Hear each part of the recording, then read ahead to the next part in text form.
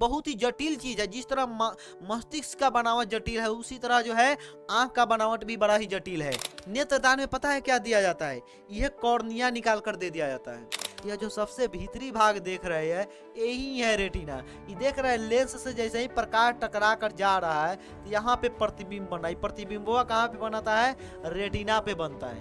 और नजदीक के वस्तु को भी एकदम क्लियर देख पाते हैं तो वह सिलियरी मांसपेशिया की वजह से ही होता है। तो हेलो प्यारे बच्चों, कैसे हो आप लोग? उम्मीद करते हैं आप लोग बहुत ही अच्छे होंगे, स्वस्थ होंगे, मस्त होंगे और बहुत ही मन लगा करके पूरे जोश और जुनून के साथ आप लोग अपने बोर्ड की तैयारी में लगे होंगे, क्लास 10th के एग्जाम की तैयारी में लगे होंगे। तो प्यारे बच्चे, आज हम लोग फिजिक्स का एक बहुत ही महत्वपूर्ण चैप्टर मानव नेत्र और रंग बिरंगा संसार पढ़ने जा रहे हैं। इस चैप्टर में अगर देखा जाए तो बच्चों को जो सबसे ज्यादा परेशानी आती है वह है मानव नेत्र का डायग्राम बनाने में। आज की क्लास करने के बाद आप जो है मानव नेत्र का एकदम मस्त डायग्राम बना पाएंगे और साथ ही साथ मानव नेत्र के जितने भी जो भाग हैं उनको आप अच्छे से पहचान पाएंगे, कोई दिक्कत नहीं होने वाला है। ठीक है, तो फटाफट से आप लोग रेडी हो जाइए। मैं धर्मेंद्र सर आप सबका एक बार फिर से पीडब्ल्यू के प्यारे से प्लेटफॉर्म बिहार बोर्ड वाला पे बहुत बहुत बहुत स्वागत करते हैं। तो चलिए शुरुआत करते हैं। अगर अभी तक आपने, क्या बच्चे इस चैप्टर का इंग्लिश में बोलते हैं human eyes and colourful world, अगर अभी तक आपने प्रकाश का परावर्तन चैप्टर को नहीं पढ़ा है, इससे पहले जो है प्रकाश का परावर्तन और अपवर्तन चैप्टर का वीडियो आया है, तो आप लोग फटाफट से उस वीडियो को भी पढ़ सकते हैं। तो चलिए शुरुआत करते हैं मानव नेत्र के बारे में। क्या कि सर जी मानव नेत्र और रंग बिरंगा संसार, सबसे पहले बाबू हमनी के का पढ़ल जाई? मानव नेत्र पढ़ल जाई और फेने जे बा रंग बिरंगा संसार के बारे में पढ़ल जाई। ठीक बा, तो चलिए आगे बढ़ते हैं। सबसे पहले मानव नेत्र, जैसे तू अपन अखिया बबुआ खोलल तो सबसे पहले का दिखाई दे वाले ओकरा बारे में बात कर जाई। यहाँ पे देखेंगे कि सबसे पहले गुरुजी यहाँ पे एक जो है ना उजला उजला भाग दिखाई देता है। कैसा भाग दिखाई देता है? आंख खोलते तो आंखवा में ज्यादा उजले उजले दिखता है, दोनों साइडवा में, इधर दोनों साइडवा में, है कि नहीं? तो इस उजला भाग का क्या नाम है? इस उजला भाग का 3 गो नाम है। कितना नाम है? 3 गो नाम है। एक है सफेद, क्या नाम है? श्वेत पटल। श्वेत पटल पहला इसका नाम है। एक और नाम है इसका दृढ़ पटल नाम है। क्या नाम है? दृढ़ पटल। नाम वो बड़ा कंफ्यूज करता है, ठीक है ना? तो इसलिए बढ़िया से देख लीजिए, श्वेत पटल, दृढ़ पटल, दृढ़ पटल। और इसका एक और बहुत ही महत्वपूर्ण नाम है एस्केलरा नाम है। एस्केलरा, एस्केलरा, ठीक है ना? एस्केलरा नाम है। क्लियर हो गया कि हाँ सर क्लियर है? तो यह जो उजला उजला भाग दिख रहा है इसका क्या नाम है? श्वेत पटल है। इसके बाद देखिए आपको आंख में कौन सा एक और भाग दिखाई दे रहा है? सर यहाँ पे यह जो है ना ब्लू कलर का दिख रहा है, लेकिन सर जी हमारा आंखिया में तो ब्लू ब्लू नहीं दिखता है, आपका आंखिया में ब्लैक दिखता होगा। या कोई कोई अपने आसपास में ऐसे भी लोग रहते हैं जिनका भूरा रंग का दिखता है। कैसा रंग का दिखता है? आप कहेंगे गुरुजी भूरा रंग का दिखता है ना, ब्राउन कलर का, ठीक है? तो यह इसका क्या नाम है पता है? इसका नाम है आइरिस। क्या नाम है? आइरिस नाम है। आइरिस नाम है। इसका दूसरा नाम एक और है, नामुआ दूदू को इसलिए लिख रहा है कि अभी से जान जाओ कि आइरिस का दूसरा नाम है परितारिका। परितारिका, ठीक है सर जी? हाँ ठीक है, आइरिस या परितारिका। तो इसी के कारण जो है आंख का रंग क्या होता है? भूरा कलर का होता है, ब्लू कलर का होता है या ब्लैक कलर का होता है। और यह श्वेत पटल देख रहे हैं, यह जो है बिल्कुल जो है पारदर्शी होता है। प्रकाश जो है सबसे पहले श्वेत पटल से, जैसे आंखिया आप खोलते हैं तो श्वेत पटल से ही प्रकाश जो है अंदर की तरफ, यह जो है क्या बोलते हैं? श्वेत पटल बोल रहे हैं। श्वेत पटल जो है सबसे जो है ऊपरी भाग है, मजबूत भाग होता है। और उसके बाद जो है इसका क्या नाम है गुरुजी? इसका नाम आइरिस है। क्लियर है? और इस बीच में एक भाग है, यहाँ पे यह जो बीच में भाग है एक छिद्र होता है। क्या होता है? ये जो काला रंग का दिखाई देता है ना, ये आइरिस के नीचे एक छिद्र होता है जिसका नाम पुतली है। क्या नाम है? पुतली नाम है इसका। पुतली नाम है। हम जिसके बारे में बताना चाह रहे थे उसका नाम है कॉर्निया, ठीक है ना? तो यह व्हाइट पटल श्वेत पटल है, यह आइरिस है, यह जो ब्लू ब्लू वाला भाग दिख रहा है। क्लियर है सर? यहाँ पे एक जो है ब्लैक कलर का दिख रहा है, एक छिद्र है। आइरिस के नीचे यह छिद्र होता है, इस छिद्र का नाम है पुतली। क्या नाम है? पुतली नाम है इसका। इसका एक और नाम है, इसका भी एक और नाम है, हाँ, नेत्र द्वार। नेत्र द्वार, सही बात है सर, ठीक है? क्लियर? 3 गो भाग का नाम आप बता सकते हैं। अगर बता सकते तो ये बउआ जो बना हुआ है यहाँ पे, इस बउआ का ये उजला वाला भागवा का क्या नाम है? श्वेत पटल। ये ब्लैक वाला जो दिख रहा है कि नहीं? दिख रहा होगा शायद थोड़ा बहुत, है ना? हाँ, थोड़ा बहुत दिख रहा है। यह जो ब्लैक वाला भाग है इसका नाम क्या है? आप कहेंगे गुरुजी इसका नाम पुतली है। और यह जो ब्राउन कलर का दिख रहा है, इसका जो है ब्लू कलर का दिख रहा है, इसका क्या नाम है? आपका जवाब होगा कि इसका नाम आइरिस है। क्या नाम है? आइरिस है। अब हम आगे बढ़े। अब हम आपको मानव नेत्र बनाना सिखाए कि हाँ सर जी सिखाया जाए, बढ़ा जाए आगे जिंदगी में। ठीक है, चलिए आगे बढ़ते हैं। मानव नेत्र बनाना सबसे सबसे पहले थोड़ा मानव नेत्र के बारे में जान लेते हैं। मानव नेत्र प्रकृति द्वारा दिया गया। मानव तो जैसे ही आपका जन्म हुआ तभी आपके साथ नेत्र भी आ गया था, तो यह प्रकृति भगवान द्वारा दिया गया है। अत्यंत सुग्राही, बहुत ही जटिल चीज है। जिस तरह मस्तिष्क का बनावट जटिल है, उसी तरह जो है आंख का बनावट भी बड़ा ही जटिल है। एवं मूल्यवान ज्ञानेंद्रिय है। सर मूल्यवान कैसे है ये बताइए। अगर आप अमीर जो है, अगर आप अपने आप को अमीर या गरीब मानते हैं जो भी मानते हैं, अगर आपको बोला जाए कि अपन अखियां निकाल के दे दो, अखियां निकाल कर गोली खेलेंगे कितना में दे दोगे? सर 1 करोड़ 2 करोड़, चाहे आपके जेब में पैसा हो या ना हो, आप कहेंगे ना भैया 2 करोड़ में हम अपना अखियां तुमको नहीं देने वाले हैं। ठीक है ना? 2 करोड़ में भी हम अपना आंख नहीं देने वाले हैं। इसलिए बहुत ही मूल्यवान ज्ञानेंद्रिय है। ठीक है ना? जो हमें किसी वस्तु को देखने में सहायता प्रदान करता है। कहता है कहेंगे क्या कि कितने रुपया लेके करेंगे क्या? आंख से ही तो हम कुछ देख पा रहे हैं, अच्छा या बुरा। प्रदान करता है। मानव नेत्र लगभग गोलाकार होता है, यह क्लियर है। मानव नेत्र विलक्षण प्रकाशीय यंत्र है। मानव नेत्र की वजह से ही हम लोग देख पाते हैं, प्रकाशीय यंत्र है। ठीक है, अब आइए हम आपको डायग्राम बनाना सिखाते हैं। सबसे पहले देखिए क्या करते हैं। एक इस तरह का, जिस तरह से आप दर्पण बना रहे थे, है ना, इस तरह का एक भाग बनाना है। देखिएगा, खूब ध्यान से देखिएगा तब सीख जाइएगा। एक बार में ही हमारा लक्ष्य है कि आप जो है डायग्राम बनाना सीख जाइए। ठीक है सर जी, इस तरह का एगो बना देंगे। क्लियर? अब करना क्या है, यहां से इस तरह से हल्का लेकर के ऐसे आ जाना है। क्लियर बाबू? आप कहेंगे हाँ सर जी क्लियर है। क्लियर? यह जो बनाए हैं हमने, यहाँ से उजला वाला भाग, यह वाला उजला वाला भाग, यह सच में उजला कलर का ही होता है। इसलिए इसका नाम क्या है? इसका नाम है श्वेत पटल। क्या नाम है इसका? श्वेत श्वेत पटल। इसके बारे में और हम लोग आगे डिटेल्स में देखेंगे। या हमने और इसका नाम बताया था आपको, स्केलरा या दृढ़ पटल। क्लियर? सर जी क्लियर है। अब यहाँ पे सबसे ऊपर की तरफ एक यह भाग दिख रहा है, दिख रहा है आपको कि हाँ सर, यह श्वेत पटल का यह सबसे आगे वाला जो भाग है, जो उजला उजला कलर का आपको दिख रहा है, ठीक है ना, इसका नाम पता है क्या है? इसका नाम है कॉर्निया। क्या नाम है? कॉर्निया नाम है इसका। क्या नाम है बोलिए आप हमारे साथ एक बार जोर से। गुरुजी कॉर्निया नाम है। और एक बात बता दे, क्या नाम है गुरुजी? कॉर्निया नाम है। अगर आप सुनते होंगे कि नेत्रदान किया जाता है ना, नेत्रदान में पता है क्या दिया जाता है? यह कॉर्निया निकाल कर दे दिया जाता है। ठीक है, नेत्रदान में क्या? कॉर्निया निकाल कर दिया जाता है। सर सही है। तो श्वेत पटल और कॉर्निया आप बना लेंगे।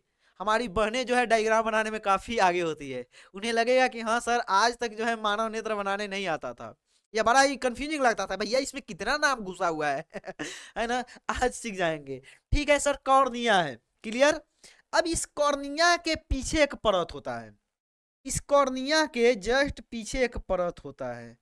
ठीक है, उस परत का क्या नाम है बता दे। हाँ सर जी बता दिया जाए। इस परत का नाम है, बताइए बताइए। आइरिस नाम है। क्या नाम है? आइरिस नाम है। आइरिस, इस जो है परत का नाम है आइरिस नाम है। और यह जो है पारदर्शी होता है कॉर्निया। ठीक है, इसी से होकर आंख में प्रकाश जो है प्रवेश करता है। यह हो गया आइरिस। आइरिस के वजह से ही, मतलब जो परितारिका के वजह से ही आंखों का रंग अलग अलग कलर का होता है। तो यह आइरिस। आइरिस। अब इस तरह देख रहे हैं आप और इस डायग्राम में देख रहे हैं, तो बहुत का अंतर थोड़ा सा लग रहा है ना। ये वाला जो श्वेत पटल है, इसके ऊपर जो है, यही श्वेत पटल के ऊपर ही क्या होता है गुरुजी? श्वेत पटल के ऊपर ही कॉर्निया होता है। कॉर्निया के ठीक पीछे, ठीक है, यह तो श्वेत पटल इधर इधर से है ना, यह जो कॉर्निया है, कॉर्निया के ठीक पीछे आइरिस होता है। आइरिस होता है। क्या होता है? आइरिस होता है। आइरिस। अब जो है इस क्या करते हैं, हाँ आइरिस होता है। अब यहाँ पे देखेंगे, हाँ सर आइरिस का मामला क्लियर हो गया। इस आइरिस के बीच में एगो छिद्र होता है। क्या होता है बाबू? इस आइरिस के एकदम बीचों बीच जो है, इस आइरिस के एकदम बीचों बीच जो है एगो छिद्र होता है। क्या होता है, छिद्र होता है, और इस छिद्र का नाम है पुतली। पुतली। एक और नाम बताए, वो नाम आप बता दीजिएगा कि हाँ सर जी नेत्र द्वार बताए हैं। अब बार बार तो हमें दूधू को नाम लिखेंगे नहीं, तो सही है सर, क्लियर है। अब आइए आगे बढ़ते हैं। जैसा ही श्वेत पटल आप देख रहे हैं, इस श्वेत पटल के नीचे भी एक परत होता है। इस श्वेत पटल के नीचे एक परत होता है, और इस तरह से यह देखिएगा, यह भूरा या ब्लैक कलर का होता है, समझे ना, हल्का भूरा, या यह मान के चलिए कि ब्लैक कलर का होता है। बना लेंगे। इसका क्या नाम है पता है किसी को? सर जी इसका नाम कॉर्निया है, और इसका नाम क्या है, क्रोएड है। क्या नाम है, क्रोएड। इस परत का क्या नाम है, यहीं पे लिखते हैं, क्रोएड। कोरोएड। सही बात है सर, इसका भी और भी नाम है, देखेंगे हम लोग आगे। सर इसका नाम क्रोएड है। इस क्रोएड के नीचे भी एक परत होता है।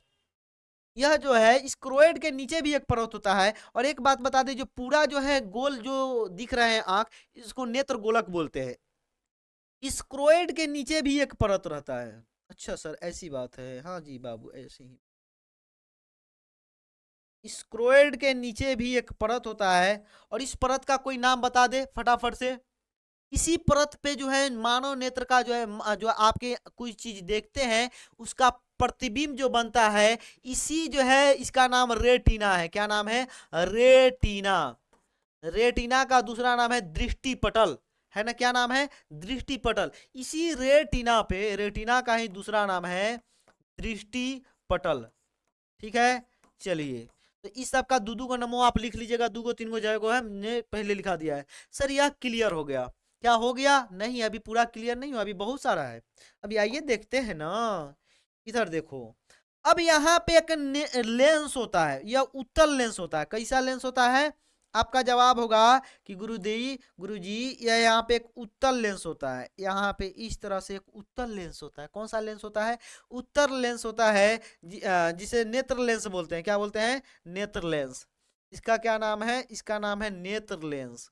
नेत्र लेंस। क्लियर बबुआ? बिल्कुल क्लियर। अब आइए आगे बढ़ते हैं थोड़ा। इन नेत्र लेंस तो गुरुजी बीचे में रख दिए, इसको पकड़े कौन रहता है? इसको पकड़े रहता है सिलियरी पेशिया। सिलियरी पेशिया का ही दूसरा नाम है पक्षमाभि मांसपेशिया, है ना। तो यहाँ पे देखिएगा, इसको पकड़े कौन रहता है? इस तरह से इसको पकड़े रहता है सिलियरी। कौन पकड़ता है? इसका क्या नाम है? जो गुलाबी गुलाबी सी जो तेरी आंखें है ना, इसका नाम है ciliary. Ciliary. Ciliary facie. Facie. या इसका एक और नाम है, लिख देते हैं बबुआ, नमवा बड़ा ही कंफ्यूजिंग होता है, बार बार बता रहे हैं। सिलियरी पेशिया या पक्षमाभि। पक्षमाभि मांसपेशिया। पक्षमाभि मांसपेशिया। मांसपेशिया, ठीक है ना, मांसपेशिया। हम लोग दूर की वस्तु को भी देख पाते हैं एकदम क्लियर क्लियर, और नजदीक की वस्तु को भी एकदम क्लियर क्लियर देख पाते हैं, तो वह सिलियरी मांसपेशिया की वजह से ही होता है। हो गया सर, बन गया मानव नेत्र? नहीं अभी नहीं बना है अभी दो चीज और लिखना है। यहाँ पे एक जल द्रव भरा रहता है। कहाँ पे गुरुजी, कहाँ पे बताइए ना, बताते हैं ना, इधर देखो। यहाँ पे नेत्र लेंस और जो है यह क्या देख रहे हैं, आइरिस देख रहे हैं, इसके बीच में एक जो है द्रव भरा रहता है। ठीक है, इस द्रव का नाम है पता है क्या? जलीय द्रव नाम है। क्या नाम है? जलीय द्रव। नेत्र द्रव नहीं, जलीय द्रव इसका नाम है। Clear sir? क्लियर। एक और जगह द्रव भरा रहता है, वो द्रव यहाँ पे रहता है। इसका नाम पता है क्या है? एक सेकंड थोड़ा बढ़िया बनाते हैं। एक और जगह द्रव भरा रहता है इस तरह से, इसका नाम है क्या बोलते हैं, कचाव द्रव। द्रव कचाव, कचाव द्रव। अब कोई यह बोले कि गुरुजी हमको मानव नेत्र नहीं बनाने आएगा, तो हम कहेंगे बबुआ इधर आओ इधर आओ इधर आओ, थोड़ा आगे बढ़ो, थोड़ा और आगे बढ़ो, बढ़ो बढ़ो बढ़ो, आगे बढ़ो थोड़ा क्यों सर? पता है क्या करेंगे? कहेंगे हाथ निकालो ऐसे, और इसका नाम पता है, दुखावन नाम है, 2-4 बार ऐसे लग जाएगा चलिए आइए इधर। तो सर मानव नेत्र हम लोग बना लेंगे, ठीक है ना। क्या करेंगे? मानव नेत्र हम लोग बना लेंगे। सबसे पहले हमने कहाँ से शुरू किया था गुरुजी? शुरू किया था आपने श्वेत पटल बनाने से। उसके बाद आपने यहाँ पे कॉर्निया बनाया है, कॉर्निया के नीचे आइरिस बनाया है, आइरिस में एक छिद्र बोला है, और उसका नाम आपने पुतली दिया है। और जो है उसके बाद जो है आपने जो है क्रोएड बनाया है, उसके बाद रेटिना बनाया है, रेटिना या दृष्टि पटल बनाया है, उसके बाद यहाँ पे नेत्र लेंस को जो है सिलियरी मांसपेशिया से पकड़ाया है, धराया है, और यहाँ पे नेत्र द्रव जलीय द्रव और यहाँ पे कचाव द्रव है। क्लियर है कि हाँ सर। और यहाँ पे कुछ तंतु होते हैं जिससे जो है संवेदना हमारी मस्तिष्क तक जाती है। बढ़ जाए आगे।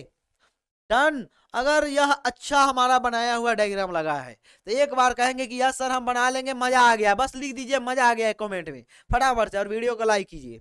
आगे बढ़े। चलिए, तो यहाँ पे देखिए कचाव द्रव यहाँ पे दिखाया है, इसको दृक तंत्रिका बोलते हैं। यहाँ पे बहुत सारे जो इस तरह से तंत्रिका निकले रहते हैं, इसका नाम क्या है, दृक तंत्रिका है, दृक तंत्रिका। ठीक है ना। चलिए आगे बढ़ते हैं। सर या पक्षमाभी मांसपेशिया देखिए ना, बोले हैं ना सिलियरी पेशिया को ही कहीं पे पक्षमाभी मांसपेशिया रहेगा। अब आप बोलेंगे कि सर जी आप सिलियरी पेशिया पढ़ाए हुए पक्षमाभी तो पढ़ाए नहीं किए, ऐसा तो आप हमको नहीं बोल सकते हैं। ठीक है, चलिए आगे बढ़ते हैं। और उसके बाद पुतली आपको यहाँ पे दिखाया परितारिका वगैरह। चलिए आगे बढ़ जाते हैं, बढ़ते हैं। सबसे पहले हम लोगों ने देखा था श्वेत पटल के बारे में, जिसका नाम स्क्लेरा या स्क्लेरेटिक भी है। मानव नेत्र का सबसे ऊपरी आवरण जो है कड़ा और अपारदर्शी श्वेत परत का होता है। कड़ा होता है और अपारदर्शी होता है, प्रकाश पार नहीं करेगा। सर जी तो यहाँ पे कैसे कर गया है पार, यहाँ पे श्वेत पटल नहीं था, यहाँ पे जो था इसका नाम कॉर्निया था, और नेत्रदान कॉर्निया ही किया जाता है। तो चलिए श्वेत पटल के बाद कॉर्निया के बारे में जानते हैं। स्केलरा के सामने ये जो स्केलरा बनाए हैं उजला रंग का, ये जो सामने वाला सबसे ऊपर वाला इसी का जो भाग है वह उभरा एवं पारदर्शी होता है। ये भले श्वेत पटल अपारदर्शी होता है, लेकिन यह क्या होता है, पारदर्शी होता है। स्केलर क्या बोलते हैं सर जी, कॉर्निया क्या होता है, पारदर्शी होता है, उभरा एवं पारदर्शी होता है। नेत्र में प्रकाश इसी भाग से प्रवेश करता है। नेत्र आँखिया में जो प्रकाश जाता है कहाँ से, ग्रीन कलर जो हम बनाए हैं, ये ग्रीन कलर को हमने कॉर्निया लिखा है, इसी से होकर आँखिया में जो है कहा जाता है प्रकाश जाता है। क्लियर है। अच्छा ये बताइए, जो है कॉर्निया के पीछे हमने एक परत बनाया है, उस परत का नाम बताइए। सर जी उस परत का नाम आइरिस है, और इसी का दूसरा नाम परितारिका है। आइरिस या परितारिका, इस आइरिस का ही दूसरा नाम क्या है, परितारिका है। कॉर्निया के पीछे एक रंगहीन एवं अपारदर्शी झिल्ली का पर्दा होता है। अपारदर्शी होता है, वह पारदर्शी नहीं होता है। तो सर जी फिर आँखिया में प्रकाश कैसे जाता है, तो हमने एगो छिद्र बनाया है, उसमें उसमें हमने एक छिद्र बनाया है, ये जो देख रहे हैं इसी का नाम आइरिस है। तो आइरिस के बीच में हम एक छिद्र बनाए हैं। ठीक है, छिद्र बनाए हैं ना, वो छिद्र ढका किससे रहता है, कॉर्निया से ढका रहता है। तो इस छिद्र का नाम क्या है, पुतली है। तो आइए पुतली के बारे में, आइरिस परितारिका के बारे में जान लेते हैं। सबसे पहले कॉर्निया के पीछे एक रंगीन एवं अपारदर्शी झिल्ली का पर्दा होता है। क्या होता है, पर्दा होता है, जिसे आइरिस कहते हैं। आंखों का रंग आइरिस के कारण ही नीला, भूरा या काला रंग का होता है। ठीक है, और कॉर्निया के पास में लिख सकते हैं आंख दान में, आंख दान में, आंख दान में, दान में कॉर्निया, कॉर्निया की दान किया जाता है, दान किया जाता है। तो मर जाते हैं अगर लोग, अगर उन्होंने आंख दान की अगर करने के लिए जो है असाइन होते हैं, तो उनको क्या किया जाता है, कॉर्निया ही उनका निकाला जाता है। ठीक है, बढ़ जाए आगे कि हाँ सर बड़ा अच्छा सा समझ में आ रहा है गुरुजी, तो पुतली के बारे में बता दो ना। तो बस वही जो है आइरिस के बीच में जो मध्य में, आइरिस के मध्य भाग में एक छिद्र, छोटा सा छिद्र होता है, जिसे पुतली कहते हैं। और आंख में जो है पहले तो प्रकाश कहाँ से प्रवेश करता है, कॉर्निया से। कॉर्निया के बाद आइरिस से होते हुए ही प्रकाश कहाँ जाता है, नेत्र लेंस पर, और नेत्र लेंस से फिर जाकर प्रतिबिंब बनता है रेटिना पर। आगे बढ़ते हैं, सिलियरी पेशिया। सिलियरी पेशिया का काम बताइए ना, पक्षमाभी मांसपेशिया इसी का तो नाम है। आंखवा में जो लेंस था, यहाँ पे एक उत्तल लेंस है, इस आंखिया में जो एक उत्तल लेंस है, इसको कौन पकड़ रहा है, सिलियरी पेशिया या पक्षमाभी मांसपेशिया पकड़ रहा है ना। आप कहेंगे हाँ सर। तो सिलियरी पेशिया आइरिस के पीछे वाले, आइरिस के ठीक पीछे, आइरिस के ठीक पीछे तो पुतली होता है ना गुरुजी। अरे पुतली पीछे तो रहा होता है, आइरिस में छिद्र होता है, उसके पीछे जो है आइरिस के ठीक पीछे एक एक परत वाली परत को सिलियरी पेशिया या पक्षमाभी पेशिया कहते हैं। यहाँ पे जो इस आंख को पकड़ के रखे हुआ है उसे ही क्या बोलते हैं, सिलियरी पेशिया या पक्षमाभी मांसपेशिया।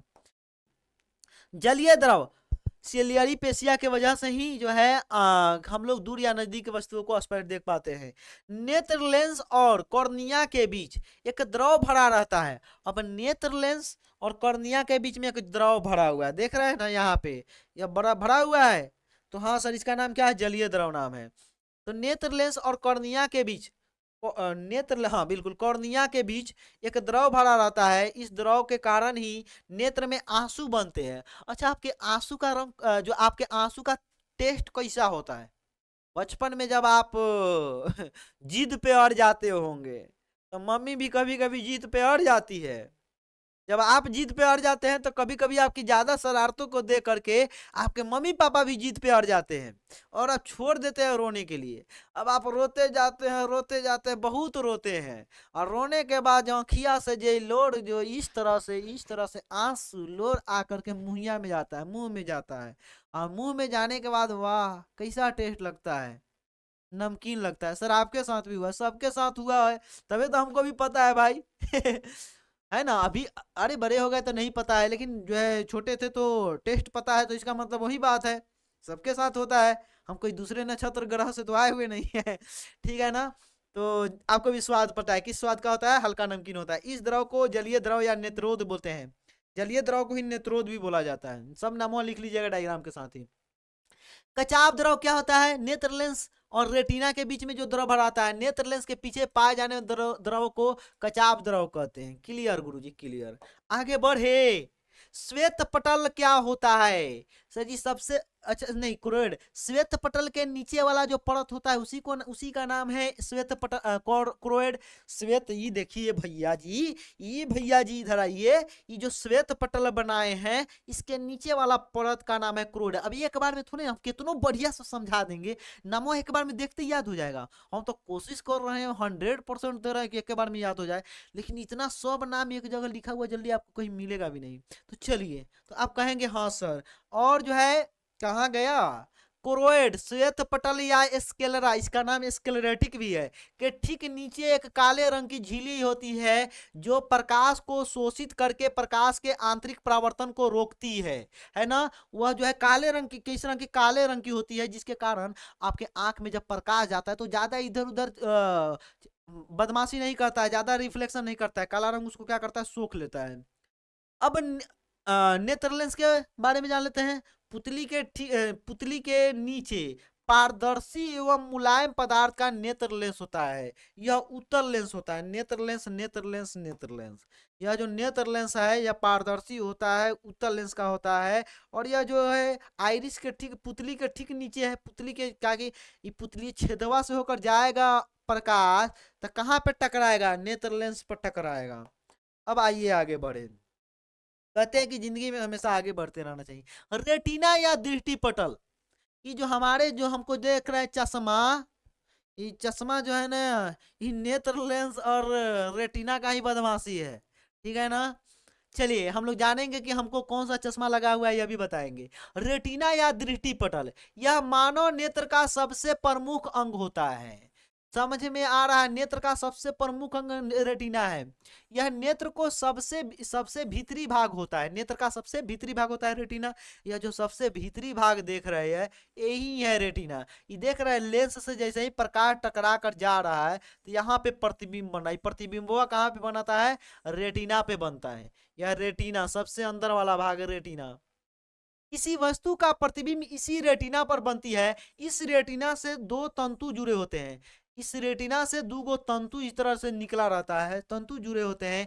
ये दोनों तंतु दृष्टि तंत्रिका के माध्यम से बनने वाले प्रतिबिंब की संवेदना मस्तिष्क को पहुंचाता है। ये रेटिना पर ही प्रतिबिंब बनता है और यहाँ पे से दो दीर्घ तंतु निकला, मतलब तंतु निकला रहता है, जो हमारे यह बताता है कि देखिए भैया इस चीज का प्रतिबिंब आया है और मस्तिष्क तक तुम्हारी खबर दीर्घ तंत्रिका जो है, दीर्घ तंत्रिका तुम जाकर मस्तिष्क भैया को बता दो कि यहाँ पे सामने जो है रोटी रखा हुआ है, सामने जो है फलानवा खड़ा है ना? ठीक है? हाँ जी, समझते हैं ना अपने जो है इधर के बच्चे समझते हैं फलाना किसको बोला जाता है। आगे बढ़ जाए, अच्छा लग रहा है ना? समझ में आ रहा है? अब आप बोलिए कि हाँ गुरुजी, अब हम जो है मानव नेत्र के बारे में पूरा ज्ञान अर्जन कर लिए हैं। ये बताइए मानव नेत्र का अलग अलग रंग, कोनो का ब्लू कलर का, ये ऐश्वर्या राय का आंखिया कौन कलर की है? ऐश्वर्या राय बच्चन का आंख किस कलर का है? ब्लू कलर का है। आपका आंख अक्सर में से किसका होगा? ब्लैक कलर का होगा। और आंख का जो है आइरिस वाला जो भाग हम बता रहे थे, आइरिस के वजह से ही आंख का रंग अलग अलग कलर का होता है। ठीक है, सही है सर। आगे बढ़ जाए, नेत्र का प्रतिबिंब जो है, प्रतिबिंब कहाँ बनता है आंख में? तो रेटिना पे बनता है। कहाँ पे बनता है? रेटिना पे बनता है। नेत्र लेंस जो है कैसा होता है? उत्तल लेंस होता है। अवतल लेंस गुरुजी दोनों तरफ से उभरा है, मतलब उत्तल लेंस है, ठीक है ना। मांस या जो है पक्षमाभी मांसपेशिया क्या होता है बताइए? यह नेत्र लेंस को पकड़े रहता है, जकड़े रहता है। इसी के सिकुड़ने या फैलने से दूर या नजदीक की वस्तु हम लोग को दिखाई देती है।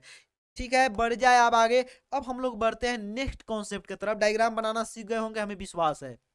क्या करेंगे? अगला कॉन्सेप्ट आपको, आंख का असमंजन क्षमता क्या है? बस सिलियरी मांसपेशिया वाला मामला आ गया, जो नेत्र लेंस को पकड़े रहता है।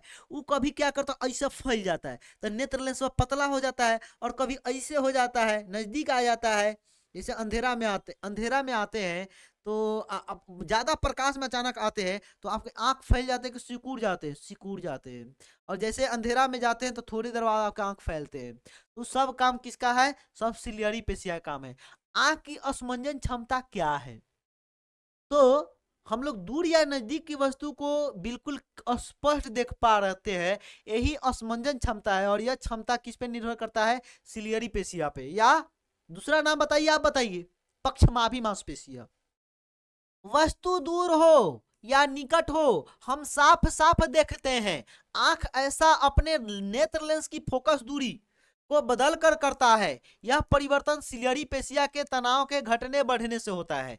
सिलियरी पेशिया तनाव बढ़ गया, तनाव घट गया, ठीक है ना, तो नेत्र लेंस की जो है फोकस दूरी बदल जाती है। ठीक है, बिल्कुल सर। आंख के इस सामर्थ्य को ही असमंजन क्षमता कहते हैं। तो आंख दूर की वस्तु को भी बिल्कुल क्लियर देख पाता है। जैसे मान गया आपके आंख के सामने किसी का बिल्डिंग है, उस बिल्डिंग के पीछे कोई जंगल है, उस जंगल के पीछे कुछ भी हो रहा है जंगल में कुछ भी हो रहा है, दूर दूर तक कुछ कुछ हो रहा है, कुछ कुछ जो है कर रहे हैं लोग। तो क्या आप बिल्डिंग को ढा दिया जाए, जंगल को काट दिया जाए, तो उससे दूर की वस्तु को देख पाएंगे कि नहीं? बिल्कुल देख पाएंगे, अगर वातावरण बिल्कुल फ्रेश है तो। ठीक है ना, तो दूर की वस्तु को भी हम लोग देख पाते हैं और नजदीक की वस्तु को भी बिल्कुल स्पष्ट देख पाते हैं। तो यह काम जो है आंख का असमंजन क्षमता कहता है।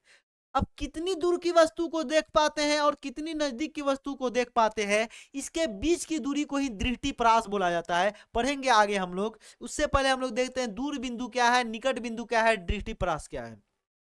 दूर बिंदु वह दूरस्थ बिंदु, सबसे ज्यादा कितना दूर पे वस्तु रखा जाए। मान के एक पार्ले जी का बिस्कुट रख दिया जाए, बिस्किट, और वह आप उसको स्पष्ट देख पाएंगे, है कि नहीं? वह दूरस्थ बिंदु जहां पर स्थित किसी वस्तु को नेत्र बिना असमंजन के स्पष्ट देख सकता है, नेत्र का दूर बिंदु कहलाता है। और बिना असमंजन के कहने का मतलब, अब जैसे कोनो वस्तु दूर पे रखा हुआ है तो हम ऐसे नॉर्मल देख रहे हैं, जैसे हम जो है नॉर्मल अपने कैमरा को या आपके आंखों में देख रहे हैं।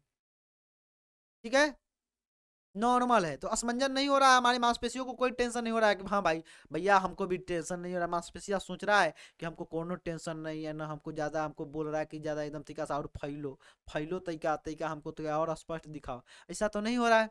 लेकिन वही हम ऐसे देखने लगे, अरे विनोदवा कहाँ है कुंदनवा कहाँ है कहाँ है ना।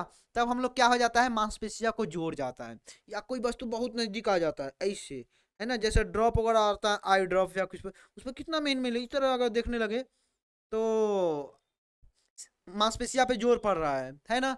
तो इसलिए बोला जा रहा है कि वह निकट बिंदु जहां पर स्थित किसी वस्तु को नेत्र असमंजन क्रिया से स्पष्ट देख सकता है, नेत्र का निकट बिंदु कहलाता है। अब दूर तो बिना असमंजन के देखे, मतलब ऐसा नहीं कि दूर देखने के लिए एकदम ऐसे आंख फैलाना पड़े, ऐसा नहीं करना पड़े। दूर तो एकदम नॉर्मल करके देख रहे हैं, लेकिन निकट हम कितना निकट देख सकते हैं, भले हमको कितना भी कुछ करना पड़े, आंख सिकुड़ाना पड़े, फैलाना पड़े, जो भी, लेकिन क्या हम कितना यहाँ तक में कहाँ तक देख रहे हैं, निकटतम बिंदु जहां तक हम एकदम पढ़ सकते हैं। ऐसा तो है कि नहीं एकदम अखिया में आपको सटा देता था, कुछ सटा दिया जाए लिखा हुआ तो आप पढ़ लेंगे, नहीं पढ़ पाएंगे, तो वह निकट बिंदु नहीं है। असमंजन के कारण भी आप नहीं देख पाते हैं। तो निकट बिंदु के लिए असमंजन होना चाहिए, कहाँ तक, तो इसी को बोलते हैं दूर बिंदु। तो मान गए आपका यह आंख है, ठीक है, और यहाँ तक के वस्तु को आप एकदम स्पष्ट देख पाते हैं, तो यह दूर बिंदु है। क्या नाम है इसका गुरुजी? इसका नाम दूर बिंदु है, दूर बिंदु, ठीक है। चलिए, और यहाँ पे कोई बिंदु है जहां तक आप वस्तु को एकदम स्पष्ट देख पाते हैं, तो इसका नाम निकट बिंदु है, निकट बिंदु है, ठीक है, निकट बिंदु है। अब यहां से यहां तक जो दूरी है, इसी का नाम है दृष्टिपरास। बाबू बताओ, दृष्टिपरास, दृष्टिपरास या दृष्टि विस्तार क्या है? दूर बिंदु और निकट बिंदु के बीच की दूरी को ही दृष्टिपरास कहते हैं। क्या कहते हैं? रेंज ऑफ विजन, दृष्टिपरास कहते हैं। क्लियर हो गया? दूर बिंदु क्या होता है सर जी? वह बिंदु, वह दूरस्थ बिंदु जहां तक आंख बिना असमंजन के देख सकता है। निकट बिंदु वह बिंदु जहां तक आंख जो है असमंजन करके बढ़िया से देख पाता है। और दूर बिंदु और निकट बिंदु के बीच की दूरी को दृष्टिपरास कहते हैं। बढ़ जाए आगे जिंदगी में, बिल्कुल सर। अस्पष्ट दूरी की न्यूनतम दूरी क्या होती है? अस्पष्ट दृष्टि की न्यूनतम दूरी क्या होती है? अब ठीक है, यहाँ पर रखा हुआ हम चीज को स्पष्ट पढ़ पाते हैं, यहाँ पे रखा हुआ चीज को हम स्पष्ट पढ़ पाते हैं, लेकिन एकदम ऐसे कर दिया जाए तो दिखाई नहीं देता है। तो हम लोग कहाँ तक की वस्तु को स्पष्ट देख पाते हैं? निकट, कितना निकट लाया जाए कि फिर भी आप मतलब चीजों को स्पष्ट पढ़ पाएंगे? तो उस दूरी का नाम है 25 सेंटीमीटर। उस दूरी का माप क्या है? 25 सेंटीमीटर।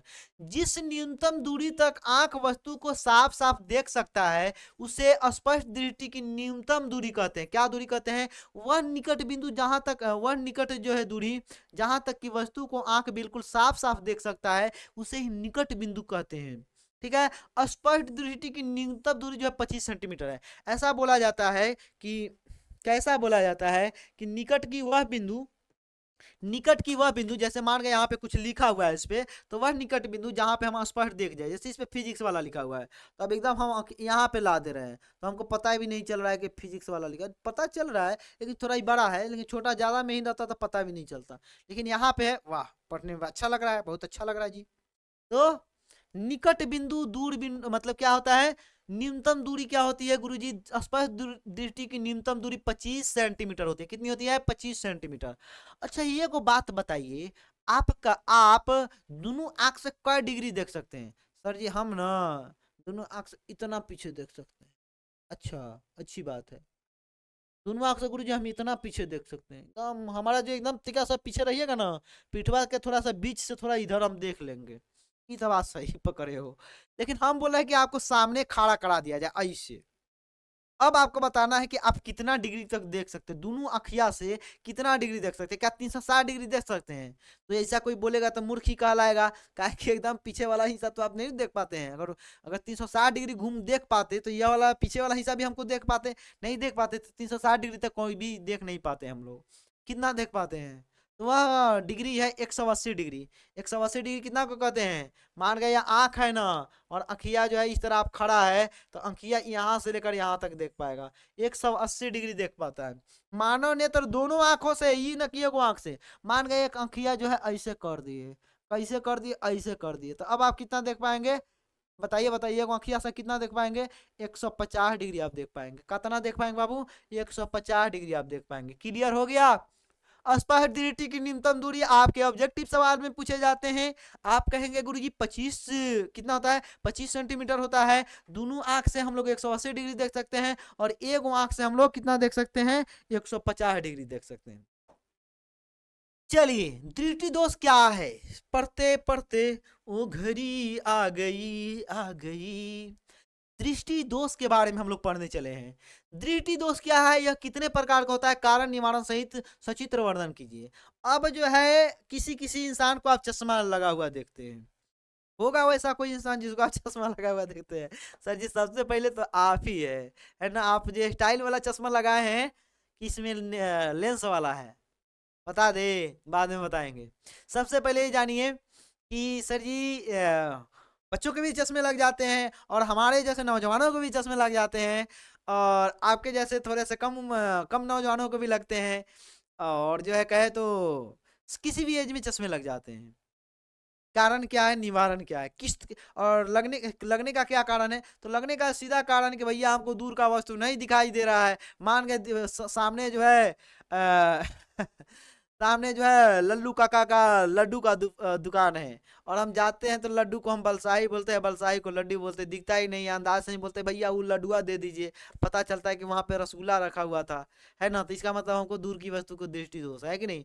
निकट की वस्तु आप कौन दिया कि पढ़ कर बताइए ना, क्या लिखा हुआ है, हमारे बेटी का कार्ड आया है, क्या लिखे हुआ है ना? ये फलाना जगह कार्ड आया है, आप पढ़िए नहीं पा रहे हैं निकट की, तो इसका मतलब आपको दृष्टि दोष है, दूर की वस्तु को नहीं देख सकते या निकट की वस्तु को नहीं देख सकते। ऐसा भी कभी कभी होता है कि ना दूर के वस्तु स्पष्ट दिखता है ना निकट की वस्तु स्पष्ट दिखता है, उसको जरा दृष्टि दोष बोलते हैं। ठीक है, कभी कभी ऐसा होता है कि लाल रंग जो है हमको हरा दिखाई देता है, हरा रंग हमको लाल दिखाई देता है, ऐसा भी होता है। ठीक है, तो इन सभी चीजों के बारे में हम लोग बात करने वाले हैं। क्या करने वाले हैं? आप कहेंगे कि गुरुजी हम लोग सभी चीजों के बारे में बात करेंगे। एक सेकंड रुकेंगे बाबू, एक सेकंड, क्या करेंगे, एक सेकंड रुकेंगे।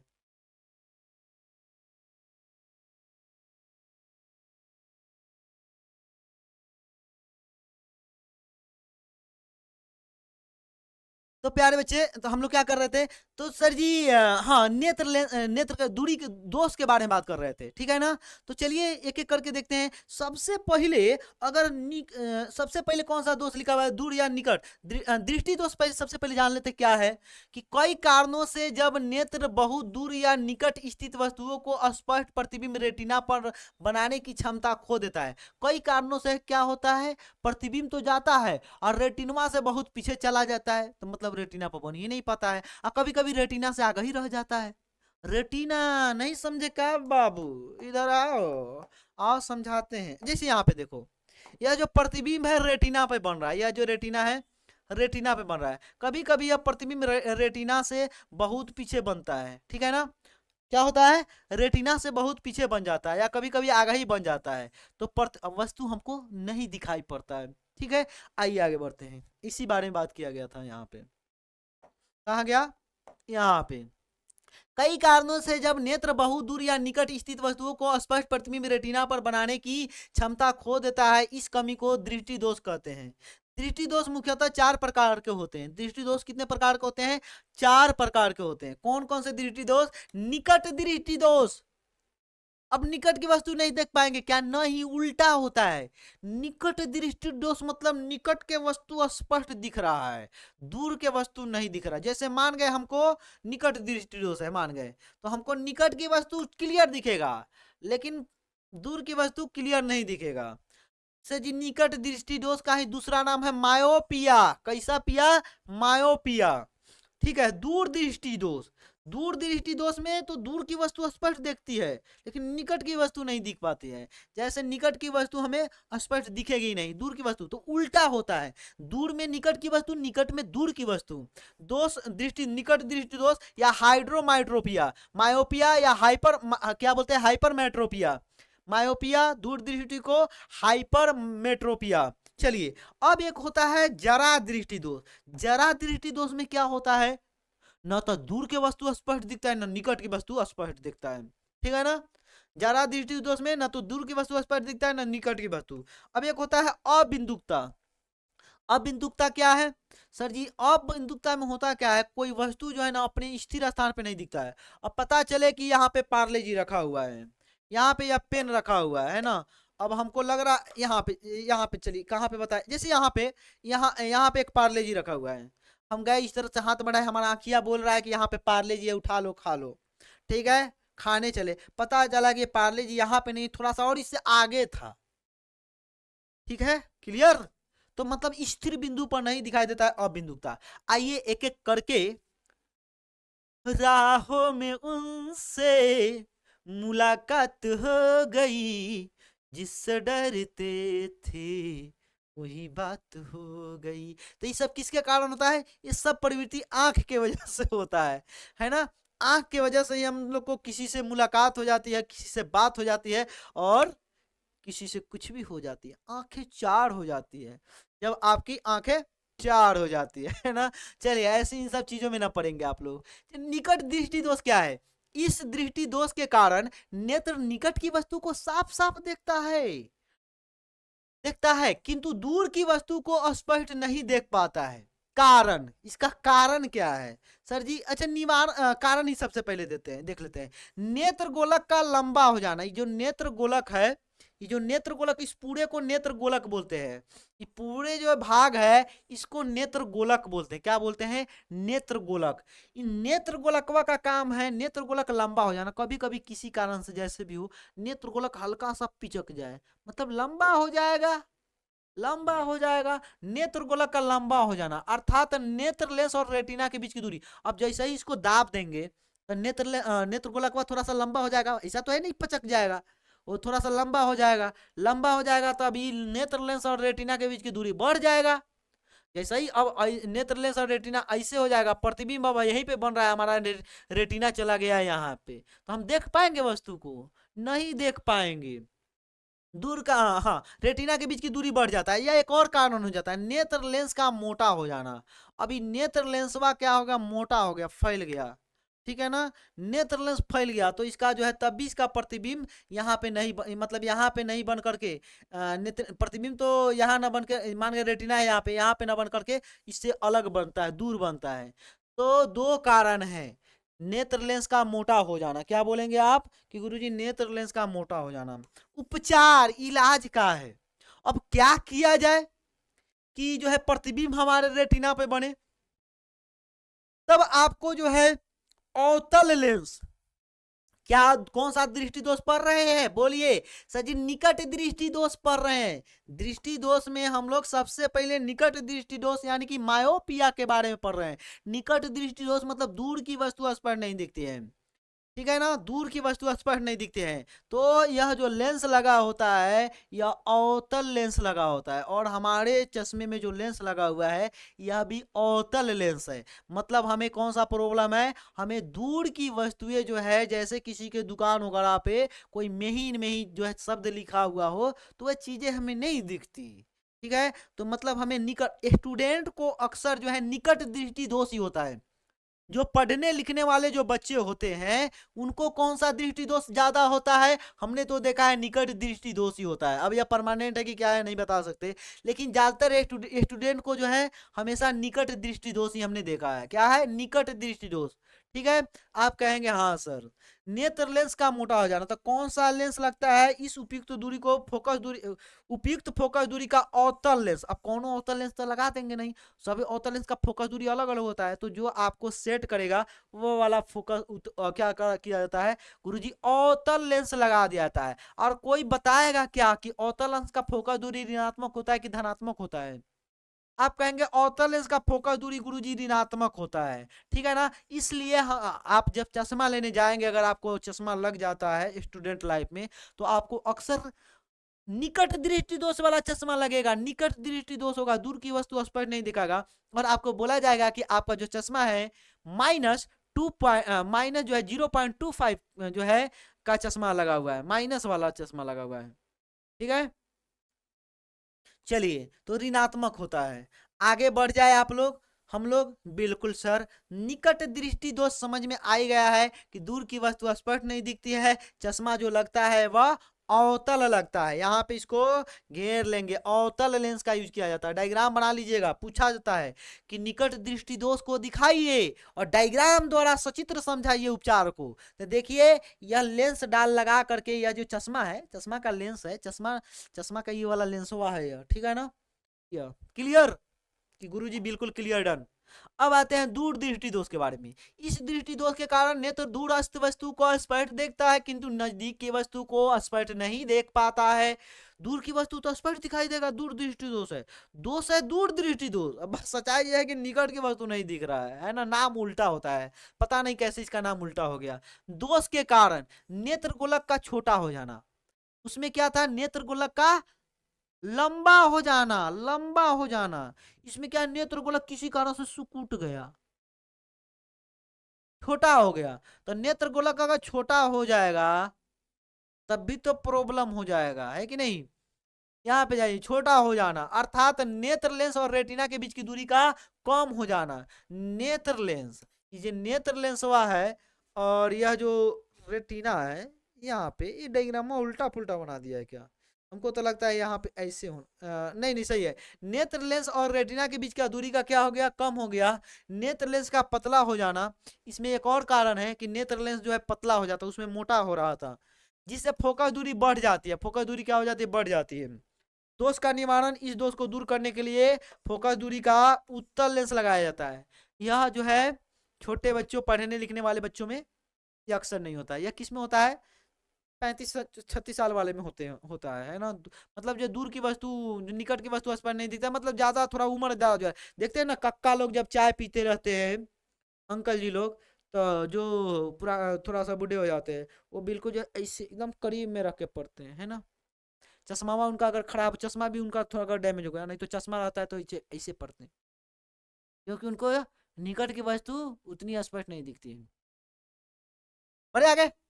जरा दृष्टि दोष, इसमें आंख के निकट बिंदु के साथ साथ दूर बिंदु भी प्रभावित होता है। जरा जरा जरा, अरे जरा जरा निकट भी खराब हो गया, जरा जरा दूर भी खराब हो गया, तो इसको क्या बोलते हैं, जरा दृष्टि दोष। जरा दृष्टि, चलिए जरा कारण क्या है, यह दोष उम्र बढ़ने के साथ नेत्र लेंस की लचक कम हो जाने से, सिलियरी पे मांसपेशिया की असमंजन क्षमता घट जाने से होता है। अब ये दोष जो है बच्चों को नहीं होता है, जवान लोगों को नहीं होता है, 30-35 साल वाले से कम उम्र के बच्चों के नहीं, लोगों को नहीं होता है। यह जो है थोड़ा उम्र ढल जाता है। और सिलियरी मांसपेशिया जो आंख को, नेत्र लेंस को पकड़ के रखे रहता है, अब वो बूढ़ा हो जाता है, वो उसमें लचक कम हो जाता है। जैसे बूढ़ा हो जाएंगे तो शरीर के सभी में लचक कम हो जाएगा, सभी अंगे में लचक कम हो जाएगा, तो सिलियरी मांसपेशिया में भी लचक कम हो जाता है। अब वो क्या करता है, वो जो है सही से जो नेत्र लेंस को रख नहीं पाता है, जिसके कारण न दूर के वस्तु स्पष्ट दिखता है, न नजदीक के वस्तु स्पष्ट दिखता है, लचक कम हो जाती है। सिलियरी मांसपेशिया, वही पछमाभी मांसपेशिया। सिलियरी मांसपेशिया का ही दूसरा नाम क्या है, पछमाभी। पछमाभी, पछमाभी मांसपेशिया, मांसपेशिया, ठीक है ना। सिलियरी मांसपेशिया पछमाभी मांसपेशिया में असमंजन क्षमता घट जाने से उत्पन्न होता है। असमंजन क्षमता जान ही गए हैं आप। उपचार, बाई फोकस लेंस, याद रख लेना है, ना अवतल ना उत्तल, बाई फोकस लेंस, और इसी का दूसरा नाम है द्विफोक्सी लेंस का यूज किया जाता है।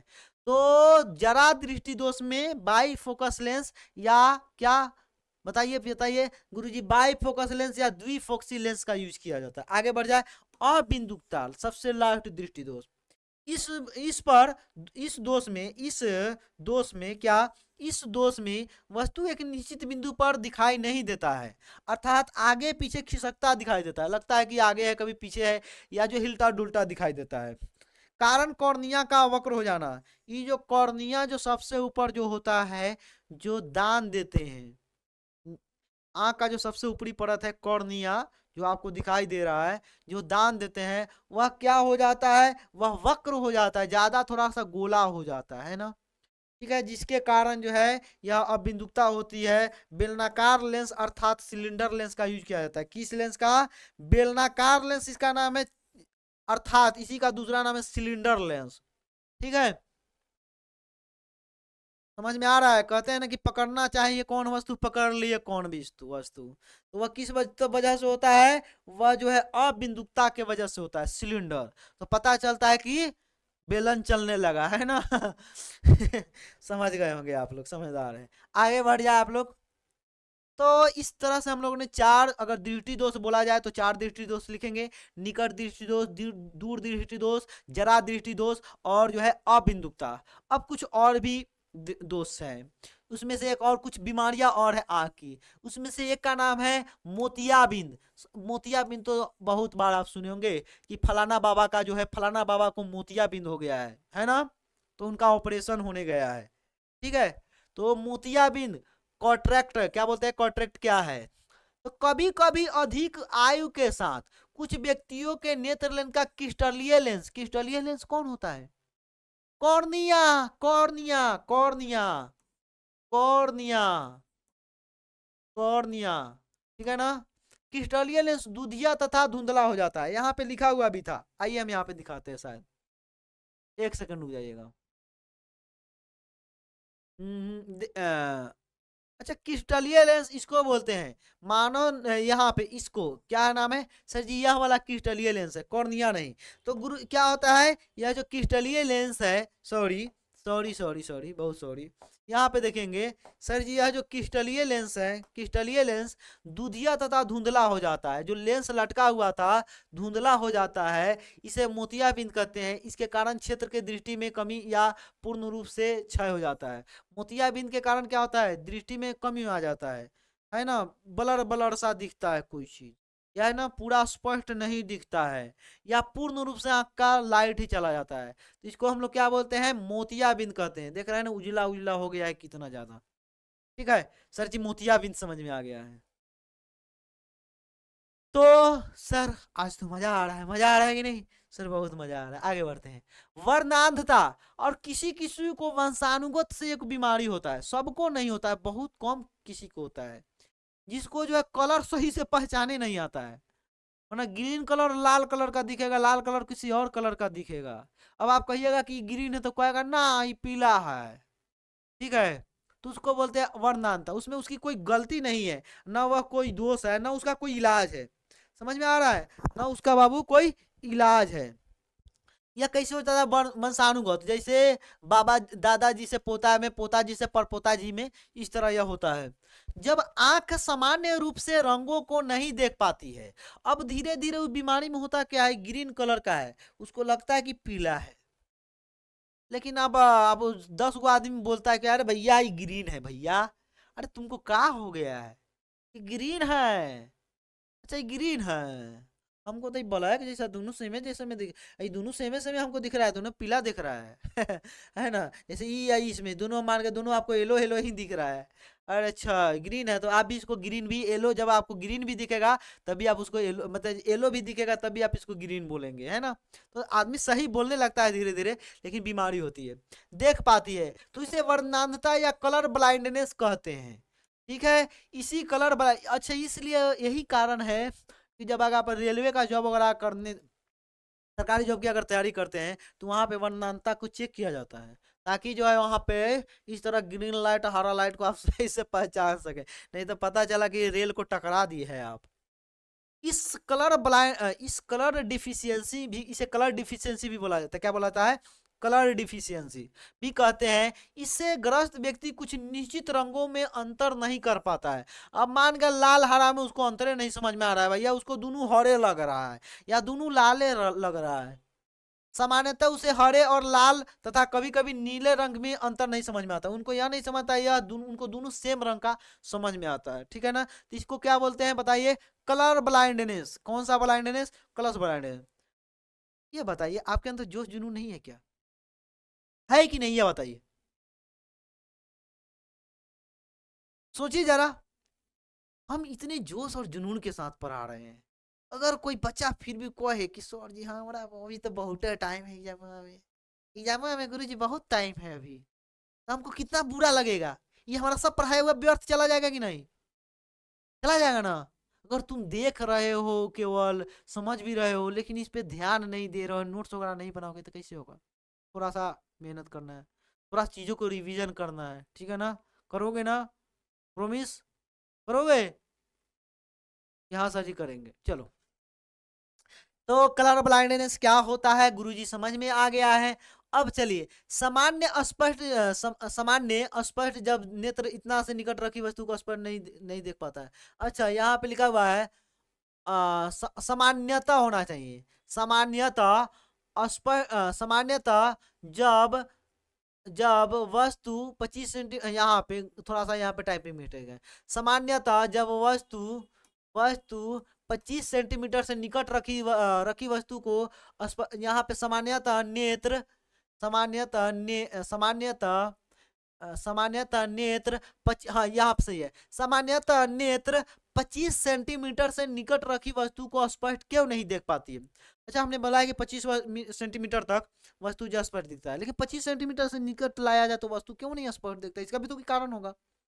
आइए कारण देखते हैं जब वस्तु सामान्यतः सामान्यतः क्या है, नेत्र से 25 सेंटीमीटर की दूरी पर रखी रहती है, तब सिलियरी पेशिया संकुचन महत्तम होता है। 25 सेंटीमीटर पर भी भैया महत्तम रहता है, तब जाके हम लोग देख पाते हैं एकदम ऐसे कि हाँ कोई दिक्कत नहीं है देखने में। लेकिन सिलियरी मांसपेशिया जो है अपने महत्तम तनाव में रहता है, किंतु जब वस्तु 25 सेंटीमीटर से कम दूरी पर रहता है तो सिलियरी पेशिया में और अधिक संकुचन नहीं पाता है।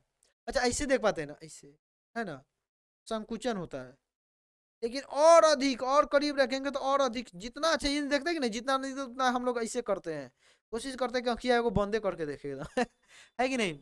चलिए, संकुचन नहीं हो पाता है जिससे नेत्र की फोकस दूरी में परिवर्तन नहीं हो पाता है, इसलिए नेत्र वस्तु को स्पष्ट रूप से नहीं देख पाता है। ठीक है बाबू, चलिए आगे बढ़ जाए। अब आते हैं मानव नेत्र, इसी के साथ हो गया द एंड। क्या होगा, हो गया बाबू मेरे, आप कहेंगे गुरुजी मानव नेत्र का हो गया द एंड। अब हम लोग पढ़ेंगे प्रकाश का वर्ण विक्षेपण। क्या पढ़ेंगे, प्रकाश का वर्ण विक्षेपण। कभी आपने प्रिज्म देखा है, इंद्रधनुष का बनना देखा हुआ है कि हाँ सर जी, जब बारिश का समय रहता है, बारिश का गुरुजी दिन रहता है, तब जो है आकाश में जो है 7 रंग का कुछ बनता है जिसे हम लोग इंद्रधनुष बोलते हैं। यही सब जो है वर्ण विक्षेपण कहलाता है। प्रिज्म से जब प्रिज्म कैसा होता है सर जी, इस तरह का कुछ होता है प्रिज्म, है ना। इसमें एक सतह यह होता है, एक सतह यह होता है, एक सतह इधर से होता है, एक सतह इधर से होता है, एक सतह नीचे होता है, प्रिज्म होता है। जब प्रिज्म से प्रकाश को पार किया जाता है, श्वेत प्रकाश को, तो वह 7 रंगों में बट जाता है। यह सभी क्या है, वर्ण विक्षेपण है। तारे जब जो है यहाँ जैसे सूर्य का रंग लाल दिखाई पड़ता है ज्यादा, ये सभी कारणों के बारे में हम लोग पढ़ेंगे। आइए शुरू करते हैं प्रकाश का वर्ण विक्षेपण के बारे में। सबसे पहले प्रिज्म बनाने आपको आता है कि सिखा दे, बताइए कि हाँ गुरुजी सिखा दीजिए ना, नहीं आता है, आइए सिखाते हैं। एक त्रिभुज इस तरह से तिरछी बनानी है, ये वाला मुंह जो है नीचे की तरफ है, शीर्ष जो है, यहाँ पे एक और बनाते हैं, इसी रेखा के समानांतर यहाँ पे लेकिन होना चाहिए, ठीक है, इस रेखा के समानांतर ही सेम इसी तरह का एक त्रिभुज बनाना है। बना दीजिए सर, प्रिज्म बनकर रेडी है। कैसे रेडी है, इसको इससे मिला दीजिए। इससे किसको मिलाना है सर गुरुजी, इससे इससे इसको मिला, कलर जो है वही सेम रखते हैं बाबू, इससे इसको मिलाते हैं, ठीक है, सही है सर। इससे इसको मिलाते हैं और इससे इसको मिलाते हैं। सर प्रिज्म बनकर रेडी हो गया, हाँ बिल्कुल रेडी हो गया। नहीं समझ में आ रहा है ना आपको, आ रहा है कि नहीं समझ में, ये बताइए कि हाँ गुरुजी नहीं के समझ में आवत है ना, कि आ रहा है, ये बताइए ना आप लोग। सर आ रहा है, यह जो प्रिज्म बना हुआ है, यह जो है इस तरह से, इसके नीचे जो है यह देखिएगा, यह एक इसमें कितने जो है आपको इस तरह के आयताकार भाग दिखाई दे रहे हैं। इसमें आयताकार 3 गो पृष्ठ है, जैसे इसको देखा जाए तो इसमें 3 गो आयताकार पृष्ठ है। एगो पृष्ठ यह हो गया, एगो पृष्ठ यह हो गया, और एगो जो नीचे पेंदी वाला पृष्ठ है वो भी तो आयताकार नु है, आयत के आकार का है कि नहीं। तो 3 गो जो है आयताकार पृष्ठ है, 2 गो त्रिभुज के आकार का पृष्ठ है। तो ये पेंदी वाला आयताकार पृष्ठ हमने बना दिया। अब हम एक त्रिभुज वाला पृष्ठ बनाते हैं। कौन सा पृष्ठ, यह रहा त्रिभुज वाला पृष्ठ, त्रिभुज के आकार का पृष्ठ है, सही है, त्रिभुज के आकार का पृष्ठ है। और एक और आयताकार पृष्ठ हम आपको दिखाते हैं, आपको पता है फिर भी दिखा देते हैं, थोड़ा सा हमको भी अच्छा लगेगा। यह वाला एक जो है आयताकार पृष्ठ है।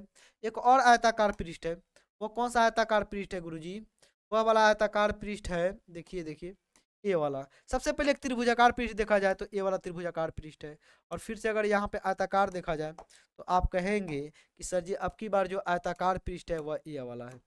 अरे भैया रुक जाओ, तो 6 पृष्ठ है, ठीक है ना। तो लेकिन यह तो हमको दर्शाने का दर्शा दिए, आपको थोड़ा बहुत हमें उम्मीद है कि समझ में आ रहा होगा डायग्राम।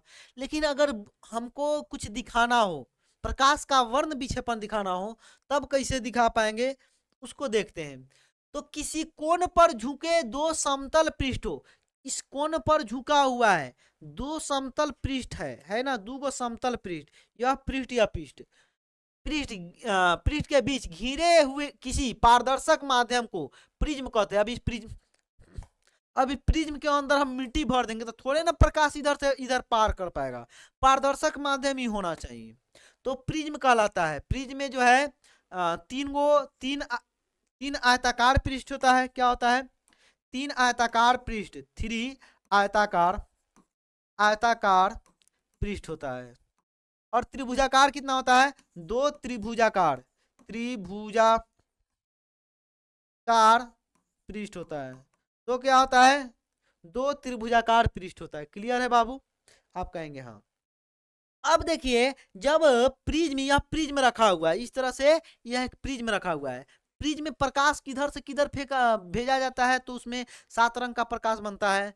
इधर से इस पृष्ठ से भेज सकते हैं या इस पृष्ठ से, बाकी किसी पृष्ठ से भेजेंगे प्रकाश इधर उधर नहीं होगा। इस पृष्ठ से भेजेंगे, नहीं तो इस पृष्ठ से भेजेंगे। इधर से आप नहीं भेजेंगे, नहीं तो 7 रंग का नहीं बनेगा। तो चलिए, तो हमने क्या किया, इस वाले भाग से एक प्रकाश की किरण को, श्वेत रंग के प्रकाश की किरण को भेजा है। किस रंग के? श्वेत रंग की प्रकाश किरण को। तो यह देख रहे हैं 7 रंग में बट गया है। 1 2 3 4 5 6 7। ठीक है, क्या कितने रंगों में बट गया? 7 रंगों में। कितने रंगों में? 7 रंगों में। सबसे ऊपर का कौन रंग का आपको दिखाई दे रहा है? लाल रंग का दिखाई दे रहा है, बैजानी। और सबसे नीचे वाला जो है बैगनी रंग का है, जो आपको हल्का कम दिखाई दे रहा है। बैगनी है, जामुनी है, ब्लू है। आइए यहाँ पे हम उस चीज को दिखाने का प्रयास करते हैं। जस्ट हम क्या करते हैं? प्रयास करते हैं। हम तो हमेशा अपना बेस्ट देने का प्रयास करते हैं, और हमें उम्मीद है कि आप लोग भी अपना बेस्ट देने का प्रयास करते होंगे, है ना? क्योंकि आपको भी तो अपने मम्मी पापा का नाम रोशन करना है ना। चलिए, तो इस तरह से एक प्रकाश की किरण आती है। यहाँ पे कहाँ पे आती है गुरुजी? प्रकाश की किरण जो है इस तरह से एक व्हाइट रंग की प्रकाश किरण आकर यहाँ पे टकराती है। टकराने के बाद होता क्या है, जैसे ही यह प्रिज्म से बाहर निकलती है, यहाँ से जो प्रकाश है प्रिज्म से जैसे ही बाहर निकलती है, सबसे पहले टकराने के बाद अलग अलग प्रकाश का अलग अलग रंग का विक्षेपण होता है। यह जैसे ही बाहर निकलती है यहाँ से, तो यह 7 रंगों में बट जाती है। कितने रंगों में बट जाती है गुरुजी? 7 रंगों में बट जाती है। इसको व्हाइट ही दिखाते हैं, रुक जाइएगा। प्रकाश की किरण इस तरह से मान के बाहर निकली, यहाँ पे इस तरह से, इस तरह से। हाँ, अभी जो बाहर निकलेगी तो ये 7 रंग में सबसे ऊपर का जो होगा लाल होगा, ठीक है, और सबसे निचल का जो होगा वह बैंगनी कलर का होगा। तो हम बैंगनी कलर ले लेगो। अब बताइएगा बैंगनी कौन कलर होता है? आप कहेंगे गुरुजी बैगन का कलर तो है, ये है। वाह क्या बात है, बैगनी कलर हमने यहाँ पे एक ले लिया। कहाँ पे ले लिया भैया? कहाँ गया बैगनी भैया जी? ने तो बैगनी लिया था यहाँ पे, ए वाला बैगनी। चलिए, ए वाला बैगनी हमने ले लिया। गुरुजी दिखता नहीं रहा है। अब नहीं दिख रहा है तो हम क्या कर सकते हैं? बैगनी। इसी तरह से एक जामुनी कलर होता है। क्या होता है? इसी तरह का एक हम सब हमारे घर जो है इस तरह से हल्का जामुनी कलर का बनाते हैं। सजिया रहा जामुनी, दोनों तो एक ही जैसा दिख रहा है। तो क्या कर सकते हैं बाबू, है ना? एक सेकंड रुकिएगा। यहाँ पे हल्का सा जामुनी, ठीक है, यह रहा। तो अब थोड़ा सा अलग बन रहा है। एक होता है नीला कलर। किस कलर का? नीला। देख रहे हैं ना, यह नीला है। अरे भैया, अरे भैया, यहाँ पे पहले से तू रह जा। यहाँ पे देखिएगा नीला कलर का बैजानी। अब हरा कलर का एक रहता है। किस हमने पैरोट कलर ले लेते हैं, यह रहा हरा कलर का बैजानी है। पिनाला। अब पीला कलर की बारी है। देखिए, हम टाइम दे रहे हैं तो इस टाइम को आप बर्बाद ना कीजिए, आप चीजों को समझिए, नहीं तो हम सीधे बनाकर निकल ना जाते। तो जी अब पीला कलर है, बैजानी, पी नाला, नीला, क्या बोलते हैं, बैगनी, जामुनी, नीला, बैजानी, हरा, पीला, बैजानी, पीनाला, उसके बाद पीला, उसके बाद कौन सा कलर हो जाएगा? यहाँ पे देखिएगा, सबसे गुरुजी हम लोग अगर इसको याद रखने का जो टेक्निक है वह क्या है? बैजानी पिनाला है। क्या नाम है? बैजानी पिनाला। बैजानी ह बैजानी, बैजानी पिनाला, पिनाला। यह ना कौन सा हो जाएगा? नारंगी। हाँ, पीला के बाद नारंगी, पीला के बाद कौन सा, नारंगी, देख रहे हैं ना। तो आप भी तो इस ट्रिकवा से याद रख सकते हैं। बैजानी पीनाला, लाल हो गया, हमको लगता है 7 रंग हो गया है। देखिए, हो गया, हो गया, 7 रंग में विभक्त हो गया। बैजानी, यहाँ पे देखिएगा लिख देते हैं, बै, बैगनी, बै, यहाँ पे थोड़ा और दूर, बै, जा, नी, ह, पिनाला, यहाँ पे अलग अलग लिखते तो अच्छा रहता। यह क्या है, बै, बैगनी, जा, नी, बैजानी, ह, बैजानी, पिनाला, पी, ना, ला। समझ में आ ही गया आपको। बैगनी, जामुनी, नीला, हरा, पीला, नारंगी और लाल। यहां से एक ऑब्जेक्टिव क्वेश्चन बनता है कि किस रंग के, अब समझ में आ रहा है 7 रंग का होता है। अब इस 7 रंग के प्रकाश के आगे क्या किया जाता है, पर्दा इस तरह से लगा दिया जाता है। क्या, इस तरह से अगर एक पर्दा लगा दिया जाता, नहीं समझे क्या, इस तरह से पर्दा लगा दिया जाता, तो इसको ही क्या बोलता है, इस पर तो इस 7 रंग आके स्पष्ट दिखता, स्पष्ट दिखता, तो उसी को बोला जाता है स्पेक्ट्रम। अगर किसी प्रिज्म से निकलने वाले श्वेत प्रकाश को अगर किसी पर्दे पर प्राप्त किया जाए तो उसी का नाम है स्पेक्ट्रम। 7 रंग स्पष्ट दिखाई देता है, उसका क्या नाम है, स्पेक्ट्रम नाम है। तो प्रिज्म के बारे में हमें विश्वास है कि मेरे प्यारे बच्चों ने सीख लिया है बहुत अच्छे से। ठीक है, बढ़े आगे कि हाँ सर जी आगे बढ़ा जाए। प्रकाश का वर्ण विक्षेपण क्या है, जब श्वेत प्रकाश या सूर्य का प्रकाश प्रिज्म से होकर गुजरता है तो इसके विभिन्न तो इसके विभिन्न रंगों में विभक्त होने की घटना को ही प्रकाश का वर्ण विक्षेपण कहते हैं। यह जो घटना हुआ है इसका क्या नाम है, वर्ण विक्षेपण नाम है। जब प्रकाश, श्वेत प्रकाश की किरण को या सूर्य के प्रकाश की किरण को जब प्रिज्म से गुजारा जाता है तो उनको अलग अलग रंगों में विभक्त होने की जो घटना है इसी का नाम है वर्ण विक्षेपण। तो यह वाला जो हम डायग्राम बनाए हैं, यह आप यहाँ ना बना करके, यह प्रिज्म है, आप यहाँ ना बना करके कहाँ बना सकते थे, यहाँ बना सकते थे। बना लेंगे कि गुरुजी बना ही लेंगे। आगे बढ़ा जाए, बढ़े आगे। चलिए, वर्ण विक्षेपण का क्या कारण है, सभी हाँ वर्ण विक्षेपण का कारण समझेंगे, लेकिन उससे पहले देखते हैं स्पेक्ट्रम के बारे में है क्या। वर्ण विक्षेपण के बाद रंगों के बैंड को पर्दे पर प्राप्त करना स्पेक्ट्रम कहलाता है। क्या कहलाता है, स्पेक्ट्रम। जैसे यहाँ से प्रिज्म से जो रंग निकल रहे हैं, अलग अलग जो रंग विभक्त हो रहे हैं यहाँ से, गुरुजी सबसे पहले यहाँ पे बैगनी है कि नहीं, फिर यहाँ पे इस तरह से जो कलर बन रहे हैं, ये जो पीला कलर बन रहे हैं, यह जो लाल कलर बन रहे हैं, ये जो 7 कलर जो बनेंगे, इसको एक पर्दे पर प्राप्त करना ही क्या कहलाता है, स्पेक्ट्रम कहलाता है। क्या कहलाता है, स्पेक्ट्रम कहलाता है। अब यहाँ पे जानते हैं इस वर्ण विक्षेपण का कलर कारण क्या है। अगर श्वेत प्रकाश को प्रिज्म से होकर भेज रहे हैं तो इस 7 रंग में क्यों बिखर जा रहा है, बताइए। इसका कारण है तरंग दैर्घ्य। क्या कारण है, तरंग दैर्घ्य।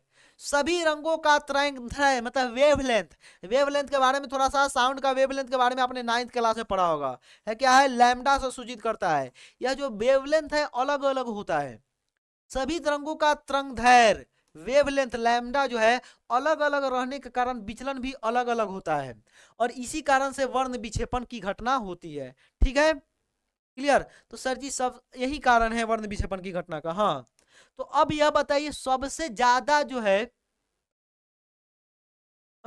सबसे ज्यादा जो है अगर कहा जाए विचलन अगर सबसे ज्यादा अगर विचलन पूछा जाए तो किस रंग का हुआ है, विचलन। यहाँ पे एक यहाँ पे लिखते हैं विचलन, ठीक है, और एक लिखते हैं वर्ण विक्षेपण। क्या लिखते हैं, वर्ण विक्षेपण, वर्ण विक्षेपण।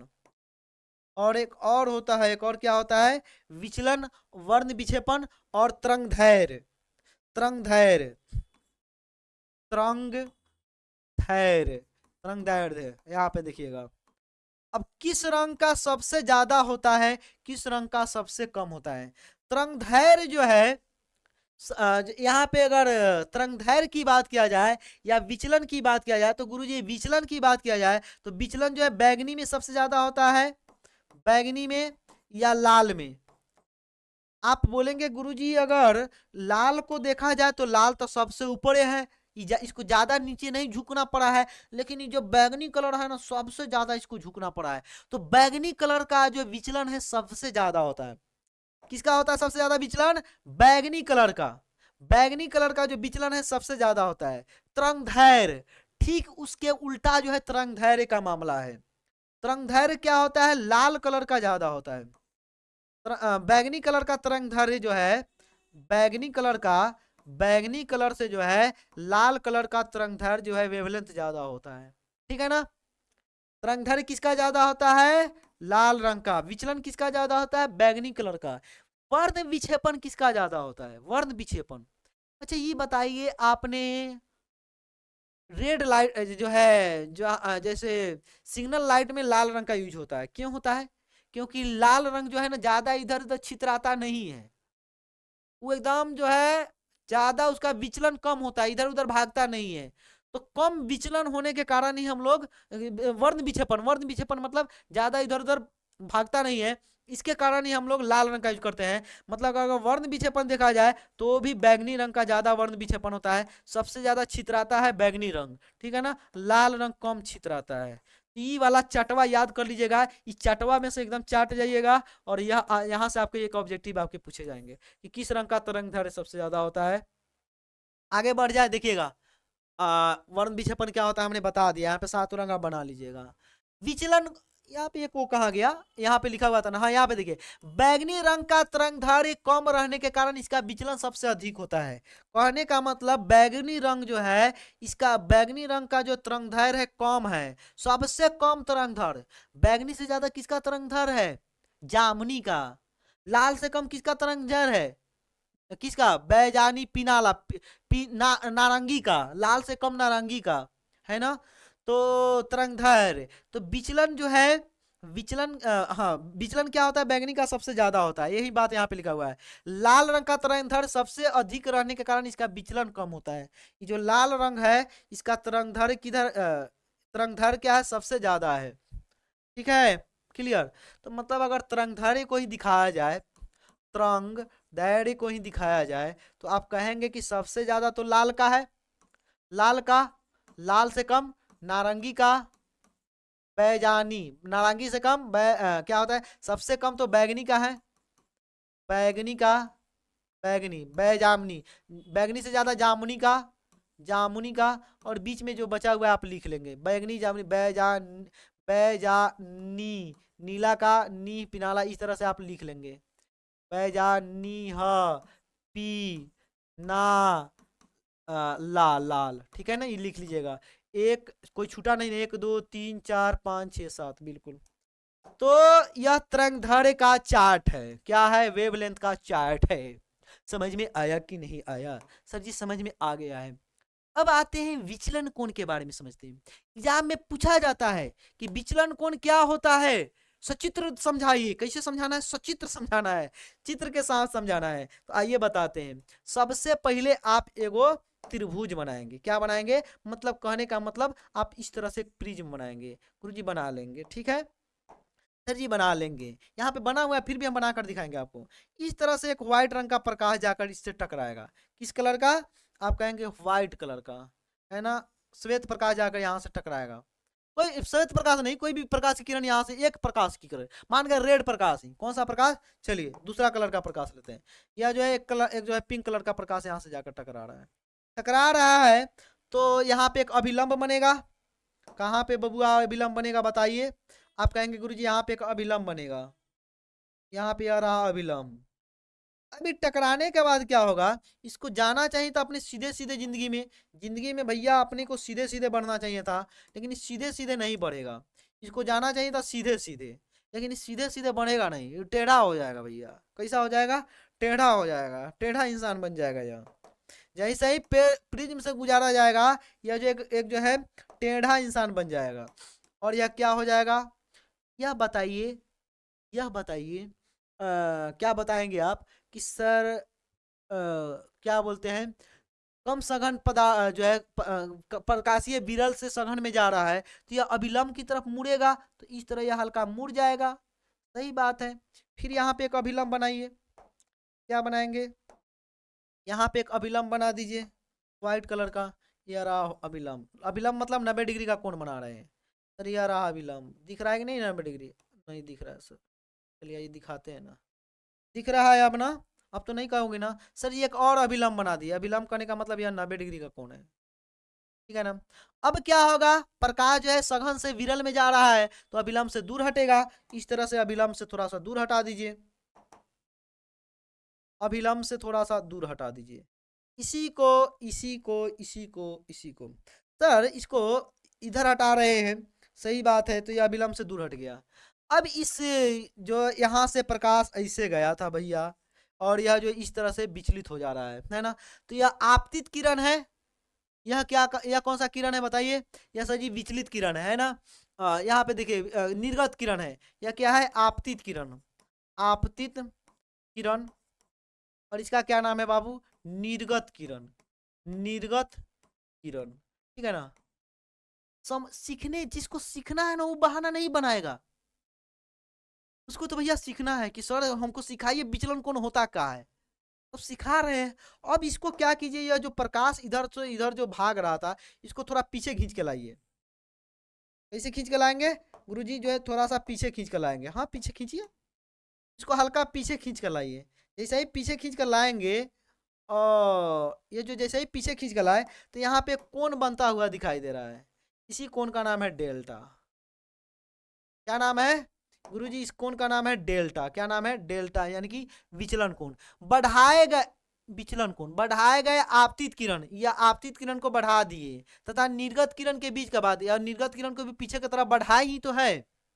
बीच का कोण विचलन कोण कहलाता है, इसे डेल से सूचित किया जाता है। कोई कंफ्यूजन अगर हो गया हो तो हम उसके पूछिए, आप हमसे कमेंट कर दिया कीजिए। अगर नहीं कुछ समझ में आता है आपको, अगर मान के कहीं पे कुछ दिक्कत होता है तो अगर आप कमेंट कर देंगे तो अगला जब भी कोई क्लास होगा फिजिक्स हम उसमें बताते हैं, हम लोग को दिमाग में रहता है कि फलाना चीज फलाना जो है, इस जो है यह टॉपिक जो है हमारे इस बच्चे को समझ में नहीं आता, बता देते हैं कि हाँ जो है बच्चे का एक दिन डाउट था, इस तरह बोल करके। ठीक है, बढ़े आगे कि हाँ सर विचलन कोण क्या होता है हम लोगों ने देख लिया है। अब देखते हैं, यह तो प्रिज्म के बारे में हम लोगों ने देख रहे थे, वर्ण विक्षेपण के बारे में देख रहे थे। अब वायुमंडलीय अपवर्तन क्या होता है? कुछ जो है चीजें वायुमंडल में, जैसे तारे टिमटिमाते प्रतीत होते हैं, है ना। ये सब क्यों होता है? सूर्य जो है अपने वास्तविक सूर्योदय से 2 मिनट पहले ही दिखाई देने लगता है, क्षितिज से ऊपर उठ जाता है, और सूर्योदय हो जाता है तब बहुत 2 मिनट बाद तक दिखाई देते रहता है। इसका क्या कारण है? तो आइए आगे पढ़ते हैं प्रकाश के वर्ण क्या वायुमंडलीय अपवर्तन के बारे में। वायुमंडलीय अपवर्तन क्या है? जब प्रकाश भिन्न भिन्न प्रकाशीय घनत्वों से वायुमंडलीय परतों से गुजरता है तब प्रकाश का अपवर्तन होता है। इस अपवर्तन के कारण वायुमंडलीय अपवर्तन कहते हैं। तारों का टिमटिमाना, अग्रिम सूर्योदय, विलंबित सूर्योदय, ये सब इसका कारण है। नहीं समझे ना? जैसे सूर्य से जो है प्रकाश धरती की तरफ आ रहे हैं तो वायुमंडल में कहीं पे प्रकाश जो है हवा का घनत्व कम है, कहीं पे हवा का घनत्व ज्यादा है। तो आपको पता है कि सघन माध्यम में जो है प्रकाश की चाल कम होती है अक्सर, है कि नहीं? अब फिर विरल में बढ़ जाती है। तो सघन से, जैसे विरल से सघन में जाएगी तो यह अभिलंब की तरफ मुड़ जाएगी, और फिर जो सघन से फिर विरल में जाएगी तो फिर इधर हट जाएगी। तो इसी के कारण जो है प्रकाश जो है, तारे टिमटिमाटे नजर आते हैं। सूर्य जो है, इतने तरह के मंडल होते हैं, क्षोभ मंडल, अलग अलग जो है हवाओं की मात्रा वाले। तो सूर्योदय या विलंबित सूर्योदय के बारे में भी अभी हम लोग पढ़ने वाले हैं। मजा आ रहा है क्या?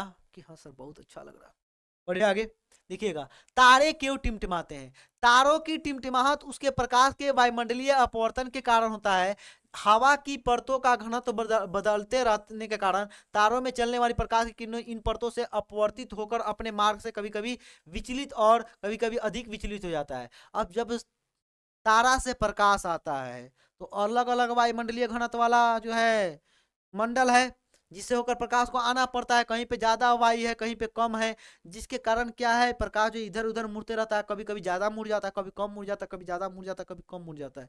जिसके वजह से ही क्या होता है, तारे झिलमिलाते टिमटिमाते नजर आते हैं।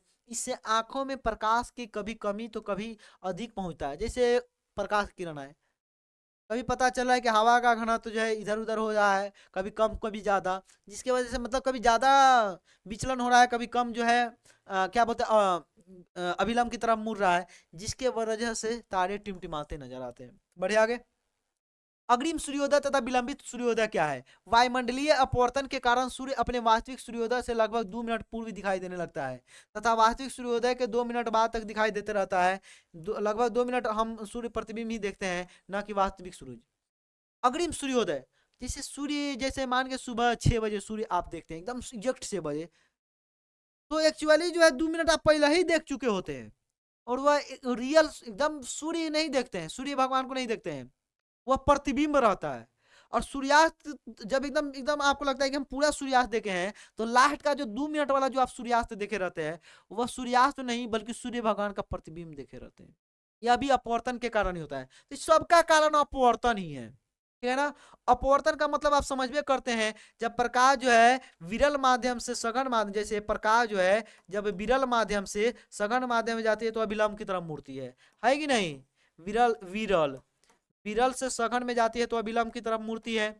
और सघन से मान गए प्रकाश जो है सघन से विरल की तरफ जाएगी तो अभिलंब से दूर हट जाएगी। सघन यह है, यह विरल है। यही यही सब कारण है जिसके वजह से यह होता है। स्थिति नगण्य परिवर्तन होता है। नगण्य परिवर्तन, हाँ यहाँ पे देखिए, चंद्रमा और ग्रह टिमटिमाते प्रतीत नहीं होती है। अब आप कहेंगे कि सर जी तारा तक टिमटिमाता है, लेकिन चंद्रमा टिमटिमाता है क्या? बताइए, चंद्रमा क्या टिमटिमाता है? नहीं। तो चंद्रमा और ग्रह तारों की अपेक्षा पृथ्वी के निकट है, ज्यादा निकट है। चंद्रमा और ग्रह से आती किरणों का भी अपवर्तन होता है, अतः यह अपवर्तन कोण के परिवर्तन के कारण ग्रह और चंद्रमा आभासी स्थिति में नगण्य परिवर्तन होता है। मतलब चंद्रमा से आने वाले प्रकाश में भी अपवर्तन होता है, लेकिन वो बहुत कम हो पाता है, बहुत कम बार हो पाता है। चंद्रमा से बहुत दूर होता है तारा, चंद्रमा से बहुत बहुत दूर होता है तारा, सूर्य से भी दूर होता है, समझे, इसलिए वह झिलमिलाते प्रतीत होता है। बहुत उसको बहुत सारे वायुमंडलीय परतों से गुजरना पड़ता है प्रकाश की किरण को। जैसे यहाँ पे हवा से पानी में ही प्रकाश की किरण जब घूमती है तो आप देखते हैं कि नहीं कि कितना का विचलन हो जाता है। सिक्का ऊपर दिखाई देने लगता है, लाठी मुड़ा हुआ प्रतीत देता है, मछली जो है अपनी वास्तविक स्थिति से ऊपर दिखाई देता है, तो चंद्रमा टिमटिमाते नजर आते हैं। अगला सवाल, खतरे का संकेत सिग्नल का एक भी सवाल मानव नेत्र से हम इस चैप्टर में नहीं छोड़ने वाले हैं। इस वन शॉट में एक भी सवाल नहीं छोड़ेंगे, ठीक है ना। यह वन शॉट है, इसका मतलब यह नहीं कि थोड़ा बहुत पढ़ा के हम निकल जाएंगे, ऐसा नहीं करते हैं हम। खतरे का संकेत का प्रकाश लाल रंग का क्यों होता है? अभी जो लाल रंग का प्रकाश है, इसका उपयोग खतरा में क्यों किया जाता है? ग्रीन रंग का किया जाता है अक्सर, लाल रंग का ज्यादा होता है। खतरा जब होता है तो लाल रंग हम लोग दिखाते हैं, है कि नहीं। तो चूंकि लाल रंग का प्रकाश का तरंग सबसे कम होता है, अधिक होता है, जिसके कारण इसका जो है प्रकीर्णन कम होता है, इसका विचलन कम होता है कि नहीं। इसका प्रकीर्णन कम होता है। लाल प्रकीर्णन मतलब इधर उधर ज्यादा फैलता नहीं है। प्रकीर्णन का मतलब समझते हैं? प्रकीर्णन का मतलब होता है जब प्रकाश की कोई किरण इस पर आकर टकराती है, टकराने के बाद प्रकाश का कुछ हिस्सा ही अपने सोख लेता है और तैका तैका क्या करता है, चारों तरफ छितरा देता है। समझ में आ रहा है? आपतित किरण या आपतित किरण है। आपतित किरण यह क्या करता है, प्रकीर्णित किरण जो है छितरा देता है, तो कुछ हिस्सा रह करके और को छितरा देता है। लाल रंग बड़ा बदमाश होता है। यह क्या करता है, लाल रंग जो होता है इसका प्रकीर्णन कम होता है, ज्यादा छितराता उतराता नहीं है, ठीक है ना। बिल्कुल आया पूरा का पूरा निकल गया, मतलब स्पष्ट हमारी आंखों तक दिखाई देता है। लाल रंग लंबी दूरी देखने में स्पष्ट रूप से दिखाई देता है, अतः यही कारण है कि खतरे का संकेत जो है लाल रंग का होता है। नेक्स्ट सवाल, प्रकाश का प्रकीर्ण क्या है? वही हमने अभी जस्ट बताया है। जब प्रकाश सूक्ष्म कणों या अणुओं पर आपतित होती है तो इसका अवशोषण होने के बाद सभी दिशाओं में उत्सर्जन होता है। इस घटना को ही प्रकाश का प्रकीर्णन कहते हैं। जैसे मान के प्रकाश की किरण जो है इस पर पड़ी और इस पे प्रकाश किरण आकर टकराई, और इसके बाद टकराने के बाद कुछ हिस्सा को प्रकाश का अवशोषण हो जाता है, उसके बाद जो है कुछ हिस्सा इस तरह से छोटा छोटा निकल जाता है। यही क्या है, प्रकीर्णन है, आपतित किरण है। यह क्या नाम है इसका गुरुजी? आपतित किरण, आपतित आपतित किरण है ना। यह क्या है, प्रकीर्णित किरण। तो यह हो गया प्रकाश का प्रकीर्णन। क्लियर है? बादल सफेद क्यों दिखाई देते हैं? इसका भी कारण बताइए। बादलों में जल के बड़े बड़े बूंद होते हैं, प्रकाश का प्रकीर्णन कणों के आकार पर निर्भर करता है। प्रकाश जो है कम इधर उधर भागेगा, या किस रंग का प्रकीर्णन सबसे ज्यादा होगा, कम जो है ज्यादा अवशोषित कर लिया जाएगा प्रकाश की कण किरण, और कौन कम होगा, यह जो है कणों के आकार पर भी निर्भर करता है। तो बादल के बड़े जल बूंदों द्वारा सभी रंगों के प्रकाश का प्रकीर्णन समान रूप से होता है, अतः बादल हमें सफेद दिखाई देते हैं। अब ये बताइए, सभी रंग का प्रकाश समान रूप से प्रकीर्णित होता है, जैसे जैसे सभी रंग का अगर समान रूप से प्रकीर्णित होगा तो सब मिल करके फिर से उजला प्रकाश बन जाएगा, है ना, यही कारण है। टिंडल प्रभाव क्या है, किसी कोलाइडी विलयन में निलंबित कण यह पूछा गया सवाल है, निलंबित कणों से प्रकाश की प्रकीर्णन को टिंडल प्रभाव क्या कहा जाता है। किसी कोलाइडी विलयन में निलंबित कणों के से, कोलाइडी विलयन क्या होता है, जैसे दूध है, धुआं है, कुआंसा है, सब कोलाइडी विलयन है। जब उसमें प्रकाश की किरण भेजते हैं तो निलंबित कणों से प्रकाश की प्रकीर्णन को टिंडल प्रभाव कहा जाता है। प्रकाश का इधर उधर फैलना क्या है, प्रकीर्णन है। आकाश का रंग नीला क्यों दिखाई देता है, वायुमंडल में धूलकण तथा जल के असंख्य कण उपस्थित रहते हैं। ये कण नीले रंग के प्रकाश को प्रकीर्णन सबसे अधिक करते हैं, क्योंकि इसकी तरंगदैर्घ्य सबसे कम होता है, जबकि शेष रंग का प्रकाश अवशोषण द्वारा हो जाता है, नीला रंग दिखाई देता है। मतलब नीला रंग का है क्या होता है, नीला रंग का प्रकीर्णन कम होता है, ठीक है ना, जिसके वजह से हम लोग को आकाश नीला रंग का दिखाई देता है। बढ़े आगे, नीले रंग का प्रकीर्णन सबसे अच्छा, नीले रंग का प्रकीर्णन सबसे अधिक होता है, मतलब सबसे ज्यादा फैलता है। आगे बढ़े, सूर्योदय तथा सूर्यास्त के समय सूर्य लाल क्यों प्रतीत होता है, वही कारण है, प्रकीर्णन ही कारण है। पढ़ेंगे इसको आगे आप। यहाँ पे अंतरिक्ष यात्री को आकाश काला रंग का क्यों दिखाई देता है, क्योंकि अंतरिक्ष में जो है वायुमंडल नहीं है, जिसके कारण प्रकीर्णन नहीं होता है, कोई प्रकीर्णन नहीं होता है वायुमंडल नहीं होने के कारण, ठीक है। लाल फूल नीले प्रकाश में काला क्यों दिखाई देता है, क्योंकि लाल फूल को के ऊपर अगर नीला रंग का प्रकाश डालिएगा ना तो लाल का फूल वह कड़िया दिखाई देगा। कारण क्या है बताइए, क्योंकि लाल फूल जो है नीला रंग के प्रकाश को एकदम अवशोषित कर लेता है, जिसके कारण लाल और नीला मिलकर के काला रंग बनता है। लाल और प्लस नीला मिलकर के कौन सा रंग बनता है गुरुजी, काला रंग बनता है। बढ़े आगे कि हाँ सर, यह तो न्यूमेरिकल सवाल है, यह आप खुद से बनाइएगा अगर आपने लेंस चैप्टर पढ़ा है तो। इस तरह से बाबू हम लोगों ने मानव नेत्र को जो है पूरे के पूरे 1 घंटे 26 मिनट में समाप्त कर लिया है। 25 मिनट 26 मिनट में हम लोगों ने समाप्त कर लिया है। कैसा लगा मानव नेत्र पढ़ करके, अगर अच्छा लगा है कि सर जी आप इतना छोटा वीडियो में हमें मानव नेत्र को बिल्कुल खंगाल कर रख दिए हैं, हर एक चीज समझा दिए हैं, तो एक बार आप लोग जरूर लिखेंगे कि सर मजा आ गया है क्लास कर करके, और वीडियो को लाइक कर देंगे, ठीक है ना। और इसका पीडीएफ जो है आपको टेलीग्राम पे मिलने वाला है, अगला चैप्टर जो आने वाला है विद्युत धारा आने वाला है, तो उसको भी आप जरूर देखेंगे। अगर अभी तक प्रकाश का परावर्तन अपवर्तन नहीं देखा है तो उस वीडियो को भी आप लोग देखेंगे। तो चलिए प्यारे बच्चे, इतनी लंबी क्लास करने के लिए आप तो होते हैं धन्यवाद के पात्र। होमवर्क क्या है, इन सबको आपको नोट्स बनाना है, रिविजन करना है, एक सवाल दिए उसको बनाना है। आगे बढ़ जाते हैं। इतनी लंबी क्लास करने के लिए आप होते हैं धन्यवाद के पात्र, क्योंकि पढ़ाई जो है ना सबसे आसान काम है, और पढ़ाई जो है बाबू सबसे मुश्किल काम है। पढ़ाई सबसे आसान काम है, पढ़ाई सबसे मुश्किल काम है। अगर आपके ऊपर कोनो जिम्मेवारी नहीं है, आपके मम्मी पापा आराम से आपको 2 टाइम की रोटी दे रहे हैं, आपको बड़ा ही सुख चैन महसूस हो रहा है, तो पढ़ाई आपके लिए बड़ा ही मुश्किल काम लगेगा। लेकिन अगर आपका कोई लक्ष्य हो जाता है कि हमको ये चीज पाना है, ठीक है, हमको ये चीज पाना है, हमें डॉक्टर बनना है, हमें इंजीनियर बनना है, हमें जो है पढ़ लिख कर हमको ये करना है वो करना है, हमको अपने गरीबी से निकलना है, हमको अपने पिताजी का जो है मेहनत हमको देखा नहीं जाता है, बहुत उन्हें मेहनत करना पड़ता है, मम्मी की जो है तकलीफें हमें देखी नहीं जाती है, तब आपके लिए पढ़ाई क्या है आसान है, ठीक है। तो मेहनत करके पढ़िए, हमें उम्मीद है कि आप लोग भी मेहनत करके पढ़ते होंगे। तो चलिए प्यारे बच्चे, इस वीडियो को यहीं पे एंड करते हैं, मिलते हैं अगली क्लास में, तब तक के लिए जय हिंद, धन्यवाद, बाय बाय।